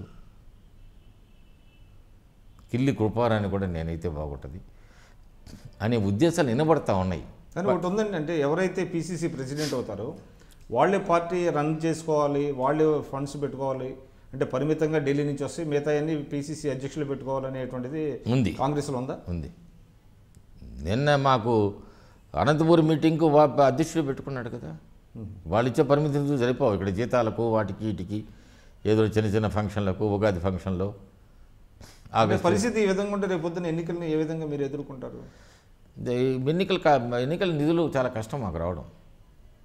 ఇవాళ మీకు తెలుసు, అంటే ఒక అసెంబ్లీకి పోటీ చేయడానికే 5-6 కోట్లు అవుతుంది అనేటువంటిది వినపడుతుంది. ప్రధాన పార్టీలు ఆ మేరకు ఫండింగ్ చేసే పరిస్థితి ఉన్నది. బట్ కాంగ్రెస్ పార్టీకి అది లేదు కదా ఆ స్థాయి. కష్టమే. It's not that easy. Sir మీరు చెప్పండి, అంటే మీరు చెన్నారెడ్డి గారు సీఎం నుంచి నేడు చంద్రబాబు నాయుడు గారి వరకు అందరినీ దాదాపుగా మీరు చూశారు. ఎవరు ప్రత్యేకత, అంటే వాళ్ళ ముద్ర కనిపించినటువంటి, తమ ముద్ర వేసిన, పరిపాలన మీద ముద్ర వేసినటువంటి ముఖ్యమంత్రులు ఎవరు మీ దృష్టిలో? నాకు చెన్నారెడ్డి గారిని విలక్షణమైన ముఖ్యమంత్రి కింద నిర్ణయాలు తీసుకోవడంలో రామారావు గారిలో సామాజిక న్యాయం చేసేదానికి ఉన్న గుణం కనిపించింది నాకు. తపన చంద్రబాబు నాయుడు గారిలో ఉన్నది రాజశేఖర రెడ్డి గారిలో ఒక పట్టుదల. ఈ రాష్ట్రాన్ని ప్రథమ స్థానంలో తీసుకుపోవాలా అనే కోరిక కూడా ఉండింది అతనికి. ఇద్దరికి ఉందా లేకపోతే ఓన్లీ చంద్రబాబు గారికి అనేది? చంద్రబాబు గారికి ఉన్న అనుభవంలో ఈ రాష్ట్రంలో తన మార్క్ వేసుకోవాలనే తపన కూడా ఉంది. ఇప్పుడున్న ముఖ్యమంత్రి గారు నేను ఆశించినంతగా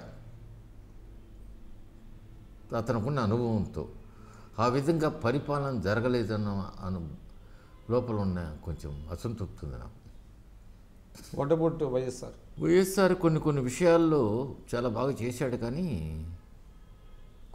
కొందరు పక్కన ఉన్న సహచరుల వల్ల కొద్దిగా అతని మీద ఒక ముద్ర పడింది. ఆయన కూడా అవినీతిని పెద్ద పట్టించుకోలేకుండా పోయినాడు అని బలహీనత ఉండిపోయిందేమన్నాను. అంటే అప్పుడు వచ్చినటువంటి ఆరోపణల్లో వాస్తవాలు ఉన్నాయంటారా? జలయజ్ఞం కానివ్వండి, భూముల పంపిణీ కానివ్వండి, కొన్ని తను అనుకున్నవి చేసినాడు. మామూలుగా కార్యక్రమాలు చేసినప్పుడు కొన్ని అవరోధాలు ఉంటాయి, ఉండకుండా పోవు. ఆ అవరోధాలు కూడా ఉండకుండా ఉంటే బాగుండేది అని నా మనోభిప్రాయం. అంటే కరప్షన్ అంటారా? సో కరప్షన్ టుక్ ప్లేస్ అనేటువంటిది మీ ఒపీనియన్. అది ఇంటెన్షన్లో జరిగిందంటారా లేకపోతే ఆయన తెలియకుండా? అతనికి తెలిసి జరిగి ఉంటుందని నేను అనలేను, కానీ పూర్తిగా కొన్ని ఆపాదించారు ఆయనకు. ఆ తర్వాత చంద్రబాబు నాయుడు గారు ముఖ్యమంత్రి అయిన తర్వాత అంటే ఒక్కసారి అంటే వైఎస్ఆర్ గారు కూడా ఆయన తను నమ్ముకున్న వాళ్ళకి విపరీతంగా వాళ్ళు ఏం చేసినా కూడా పట్టించుకోలేదు అనేటువంటిది ఒకటి ఉన్నది ఉంది. అది వాస్తవేనా? అది వాస్తవం. అంటే దాన్ని అడ్వాంటేజ్ తీసుకొని కొంతమంది ఆయన సహచరులు విచ్చలవిడిగా ప్రవర్తించారంటారా? ఉంది. కర్బు చేయడానికి కానీ దాన్ని అడ్డుకోవడానికి కానీ ఆయన ఏ దేశంలో కూడా ప్రయత్నించలేదు. ఆయనకు కొంచెం బలహీనత కూడా ఉంది. తను నమ్ముకున్న సాయం చేసేటప్పుడు అంటే అవుట్ ఆఫ్ వే వెళ్ళి సాయం నమ్ముకున్న వాళ్ళకి ఏదైనా జరుగుతూ ఉన్నప్పుడు తన చూసి కూడా చూడనట్టుగా ఉండేవాడు. అదొక రకమైన వ్యక్తిత్వం అతను. ఇన్ని రోజులు నన్ను నమ్ముకున్నారు కదా, వాళ్ళకి సాయం జరగకుండా ఎట్లుండాలని. అదే దెబ్బతీసిందంటారా ఒక రకంగా ఆయన ఇమేజ్ని? నేను అది పూర్తిగా చెప్పను, కానీ దాని మీద కంటే ఆయన ఇమేజ్ ఎక్కువైపోయింది కాబట్టి అతను దెబ్బతీయలేకపోయింది. అంటే ఆయన ఒక వ్యక్తిత్వము తను ప్రజల్లో సంపాదించుకున్న అభిమానం దానికి మించలేకపోయింది. ఈ చిన్న ఆరోపణలు కానీ అన్నీ కూడా. సో అవినీతి అన్నది సెకండరీ అయిందంటారు. సో ఆయన పేద ప్రజలకి కానివ్వండి కొన్ని ప్రవేశపెట్టిన కొన్ని స్కీమ్స్ వల్ల ఆయన కీర్తి ప్రతిష్ట బాగా పెరిగి ఇది పెద్దగా అది ఇష్యూ కాలేదంటారు. బట్ ఆయన హయాంలో జరిగిన వాటి మీద ఇప్పుడు జగన్ గారి మీద కూడా కేసులు అవన్నీ పడటం అవి రాజకీయాల్లో సర్వసాధారణం. ఒక పార్టీ వచ్చిన తర్వాత రెండో పార్టీ వాళ్ళు మాట్లాడడం అనేది నా వ్యక్తిగత అభిప్రాయం ఏంటంటే కొన్ని విషయాల్లో మనం అంత లోతుగా పోకూడదని. ఇవన్నీ చూస్తూ ఉంటే నాకు అసలు రాజకీయాల నుంచి శాశ్వతంగా సెలవు తీసుకోవాలని కోరిక కూడా. ఇవన్నీ చూసినప్పుడు అంటారు ఇవి ఆరోపణలు ప్రత్యారోపణలు. నేను కూడా 30 సంవత్సరాల కింద ఉన్న 83లో ఉన్న శాసనమండలిలో అప్పుడైతే లేదే. అంటే రెండు శత్రు శిబిరాల్లాగా అంతే. నువ్వు ఆ దాంట్లో ఆ రోజు ఉన్నారు. కౌలు బోయి భీమన్ ఉండేవాడు, రోసయ్య గారు ఉన్నారు, శంకర్ సత్యనారాయణ, మేధావులు ఉన్న సభది, ముప్పలనేని శేషగిరిరావు పారిశ్రామికవేత్త, ఇంతమంది ఉన్న సభలో నేను వి రామారావు, ప్రొఫెసర్ కేశవరావు గారు, బండారు దత్తాత్రేయ, ఇంతమంది సభలో నేను కూర్చున్న అవకాశం నాకు కలిగింది. నాకు అంతటి సభ చూసిన తర్వాత ఈ సభ చూస్తూ ఉంటే భలే బాధ కూడా ఉంది. అసలు సభ జరగడంలే. 3 రోజులు వెలగపూడికి పోయించాను నేను. అసలు ఒకటి చెప్పండి, ఇటీవల కాలంలో అంటే స్పీకర్ల వ్యవస్థ కూడా కొంత వివాదాస్పదం అవుతున్నది. గతంలో ఏంటంటే ఒక అంటే ఎటు పార్టీ విధానం తీసుకోకుండా న్యూట్రల్గా ఉండేవాళ్ళు, కానీ ఇప్పుడు కొంత వాళ్ళు కూడా అంటే వాళ్ళు దోహదం చేస్తారన్నా కానీ సభ్యులు ఆ స్పీకర్ కుర్చీని ఆ ఉదయంతో చూడడంలే, పార్టీ కింద చూస్తున్నారు. రేపల్లి దశరామరెడ్డి గారు, అగరాల ఈశ్వరరెడ్డి గారు, ఇంటూ మహామేధావులు ఉంది జి నారాయణరావు గారు, ఏమసలు ఎవరిని మాట్లాడిచ్చేవాడు, తెలుగుదేశంలో కూడా మాట్లాడిచ్చేవాడు కాదు. నో, నారాయణరావు గారి గురించి చాలా ప్రత్యేకంగా చెప్పుకుంటారు. ఎందుకు రేపల్లి దశరామరెడ్డి కూడా నో, మన minister got up, he said no, you cannot, please sit down, come on, let mister Gautam answers. ఏం సార్ ఇట్లా అన్నారంటే, నువ్వే చెప్పుకుంటా పోతే ప్రతిపక్షం ఎందుకు ఉండేది, మనం పంపించేవా, మనం గుర్తు ఇద్దరు మాట్లాడుకుంటాం అనేవాడు. సరదాగా ఉండేవాడు, స్ట్రాంగ్గా కూడా ఉండేవాడు. జి నారాయణరావు ఈ will not allow anybody, even Telugu Desam వాళ్ళు భయపడేవాళ్ళు అతను చూసి. సో ఇప్పుడు అటువంటి విలువలు పతనం, విలువలు ఈ సభ చూసిన తర్వాత సభ మీద ఉండే గౌరవం పోతా ఉంది నాకు. అంటే ఓవరాల్గా ప్రజాప్రతినిధులు అంటే ఒక చులకన భావం ఏమంతే కదా. ఇప్పుడు హౌస్ జరగడంలే, మేము అనుకుని జరగాలని ప్రతిపక్ష నాయకుడు. నేను తెలుగుదేశం పార్టీ ప్రతినిధి కాదు, నేను సామాన్యుడి కింద మాట్లాడుతూ ఉన్నా. ప్రభుత్వం చెప్పనండి, అవతల మాట్లాడండి, నేను అది ఒప్పుకోను. కానీ ఆయన కూడా స్టప్ చేస్తున్నారు కదా అధికార పక్షం వాళ్ళు. అంటే నువ్వు అది అవకాశం ఇస్తావు, నువ్వు ప్రతిసారి పోడియంలోకి పోకుండా ఉంటే నీకు అవకాశం రాదు కదా బయట అధికార పక్షం వాళ్ళకు. వాళ్ళు ఇరుకుని మీరు ప్రతిపక్షాన్ని పాయింట్అవుట్ చేస్తారు. ఎస్ చేస్తారా? అంటే అధికార పక్షంతో తప్పు లేదు అంటున్నారు. అధికార పక్షానికి నువ్వు అవకాశం ఇస్తావు తప్పు చేసేదానికి, నువ్వు అవకాశం ఇవ్వకుండా పోండి. కానీ మీరు గమనించినట్లయితే, అంటే మీరు చెప్తున్నారు అధికార పక్షానికంటే ప్రతిపక్షాన్ని మీరు తప్పుపడుతున్నారు, కానీ అది కొంతమంది మంత్రులు కానివ్వండి, శాసనసభ్యులు కానివ్వండి, ఏకవచనంతో ఆయనతో ప్రతిపక్ష నాయకుడిని కించపరిచేలా మాట్లాడటం, అసలు అవకాశం ఇవ్వకపోవటం, ఇవన్నీ చేస్తున్నారు కదా. నువ్వు అది ఎందువల్ల జగన్మోహన్ రెడ్డి గారు comes from family background of Rajasekhar Reddy son. He should now behave a real leader of the masses. అతని దగ్గర జనం ఉన్నారు, అది కూడా నేను ఒప్పుకుంటాను. ఏమవుతా ఉంది, ఏకపక్ష ధోరణిగా ప్రవర్తిస్తూ ఉన్నారని చెప్పి జనంలో అభిప్రాయం పడిపోయింది. ఇప్పుడు శాసనసభ్యుల్లో కూడా కొందరు ఏంది ఈయన పాటికి లేచిపోతాం, డర్లా లేండి పోతాం. Rajasekhar Reddy was never done like this. Chief minister కావాలన్నప్పుడు రామనారాయణనో రఘువీరారెడ్డినో ధర్మాన్లో మాట్లాడిచ్చేవాడు. ఎవరు ఇంటర్ఫియర్డ్. ఇప్పుడు ఏంది, నువ్వు ఆ పోడియం కడుగు పోయేటప్పుడు వీళ్ళు గట్టిగా మాట్లాడుతూ ఉంటారు. నేను వీళ్ళని పూర్తిగా సమర్థించను, అవకాశం వచ్చింది కాబట్టి రాజకీయాలు చేసుకుంటా ఉన్నారు. ఇప్పుడు సభ జరగకపోతే సెల్ఫ్ గోల్ వేసుకుంటున్నాడు అంటారా? సభ జరగకపోతే నష్టం వచ్చేది అధికార పక్షానికి, ప్రతిపక్షానికి కాదు. సభ జరగలేదు అంటే ఈ వాతావరణం కలుషితం అయిపోయినదండి. నేను అసెంబ్లీలో ఆ మాటలు వాడింది, వాడి వీడి వచ్చినది. ఆయన ఒకటంటే ఈ రెండు అంటూ ఉంటారు, రోజా ఒకటంటే ఇంకో రెండు, అనిత మూడు అంటూ ఉంటాయి. ఏంది ఇదే డెమోక్రసీ, పార్లమెంట్ సిస్టమ్? దీనికోసమా బాబాసాహెబ్ అంబేద్కర్ కన్న కళ్ళలో దీనికోసం పొందాడు ఆయన ఇట్లా, అందుకని ఈ రాజ్యాంగం రాశాడా? అంటే ఇది బెటర్మెంట్ అయ్యే అవకాశం ఉందంటారా? It's all depends upon tomorrow's verdict. వచ్చే ప్రభుత్వం మీద ఆధారపడి ఉంటుంది అంటారా? సార్, అయితే మీరు చాలా విషయాలు పంచుకున్నారు మాకు. ప్రస్తుతం మీ వ్యక్తిగత విషయాలు చెప్పండి. అంటే మీరు నెల్లూరు జిల్లా వాస్తవ్యులు అని తెలుసు, మీ రాజకీయ జీవితం, మీ అంటే స్వస్థలం, మీ కుటుంబం. ఇది నాది వ్యవసాయ కుటుంబం. నా కుటుంబంలో నాకు అన్నదమ్ములు ఎవరు లేరు, అంత అక్క చెల్లెళ్ళు ఉన్నారు. మా ఊరు కొల్లూరు మేజర్ పంచాయతీ, కలోయ మండలం, నెల్లూరు జిల్లా. సోమశిల ప్రాజెక్టు తీరాన్ని ఉన్నది ప్రాజెక్టు. పాత రోజుల్లో కృష్ణదేవరాయలు ఆ ప్రాంతాన్ని సందర్శించాడని తాళపత్ర గ్రంథాలు ఉన్నాయి. చెరువు తవ్వించాడు, ఎక్కువ మంది సైన్యంలో ఉండేవారంట. ఊరు చుట్టూ ఇప్పటికి కూడా అగడుతుంది మాకు. అక్కడే చెన్నకేశ్వర స్వామి ఆలయం ఉంటే ఆయన అక్కడ చూసిపోయినాడని, ఆ తర్వాత కొందరు మతతత్వవాదులు ఆ చెన్నకేశ్వరాన్ని పాల్గొట్టారని బీదక్షలతో రాసి ఉంది. దాన్ని అంతా రీబిల్డ్ చేయించినాం మేము. పక్కనే అచ్యుతస్వామిని, శ్రీదేవి భూదేవి అచ్యుతస్వామి ఆ రోజుల్లో కట్టారంట. హెరిటేజ్ టెంపుల్ అయింది. కృష్ణదేవరాయల కాలంలో ఉన్నది కాబట్టి కొల్లూరు అసలు యాక్చువల్గా కుల్లూరుకు పేరు కాదు అది, సైనికుల ఊరు అని పేరు పెట్టేవారంట. దాన్ని మెల్లిగా కుల్లూరు తెచ్చారు. 62 కిలోమీటర్ల దూరంలో ఉంటుంది. ఏ నియోజకవర్గం అండి? ప్రస్తుతానికి వెంకటగిరి నియోజకవర్గం. ఇంతకుముందు ఏసీ సుబ్బారెడ్డి బతికున్నప్పుడు రాపూర్ నియోజకవర్గం, ఆ తర్వాత ఆత్మకూరు నియోజకవర్గం, ఇప్పుడు ప్రస్తుతానికి వెంకటగిరి నియోజకవర్గం అయింది. రాజకీయాల మీద మొదటి నుంచి కూడా నాకు నిర్దిష్టమైన అభిప్రాయం ఉండింది. శాసనమండలికి వెళ్ళాలా. నెల్లూరు జిల్లాలో మా బంధువు ఒక ఆయన పసులేటి సిద్ధయ్య నాయుడు గారిని 57లో గూడూరు నుంచి ఎమ్మెల్యే అయినాడు, ఇండిపెండెంట్ కింద.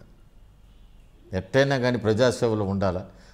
స్కూల్ కాలేజ్ చదువుకున్నాను నుంచి తిరుపతి వెంకటేశ్వర యూనివర్సిటీకి ప్రధాన కార్యదర్శి కింద ఎన్నికైన జనరల్ ఎలక్షన్లో.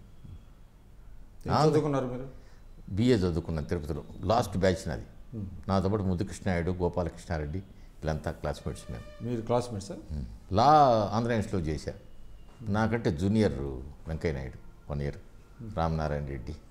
నాతో పాటు justice Varma, justice Suryarao, justice Tamada Gopalakrishna, justice Jayathirajulu, justice Seshayya Reddy, 12 మంది ఉన్నాడు వారు. ప్రాక్టీస్ చేశారు మీరు? 6 నెలలు చేశాను జస్టిస్ గంగాధరరావు గారి దగ్గర. ఆ తర్వాత ఆయన చెప్పాడు, ఈ వృత్తి మామూలు కాదు,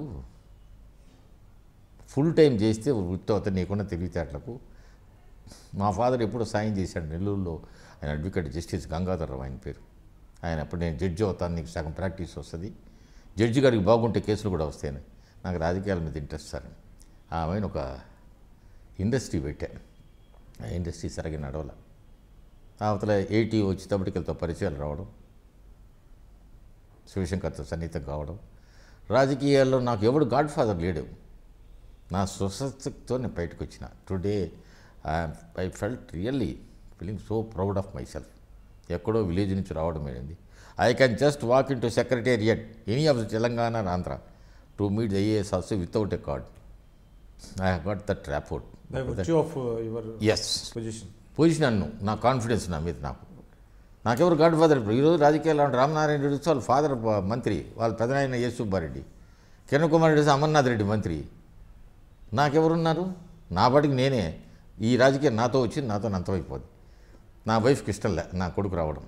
వాడు ఇక్కడ లండన్లో ఎంబీఏ చేశాడు, ఇక్కడ బీటెక్ చేశాడు. నా డాక్టర్ ఏమో లండన్లో ఉంది డాక్టరు, నా అల్లుడు డాక్టరు. Both are doctors. నా విలేజ్ అంటే నాకంటే కూడా ఎక్కువ తనకు, నా వైఫ్కు దత్తత తీసుకుందామె. దత్తత గ్రామం.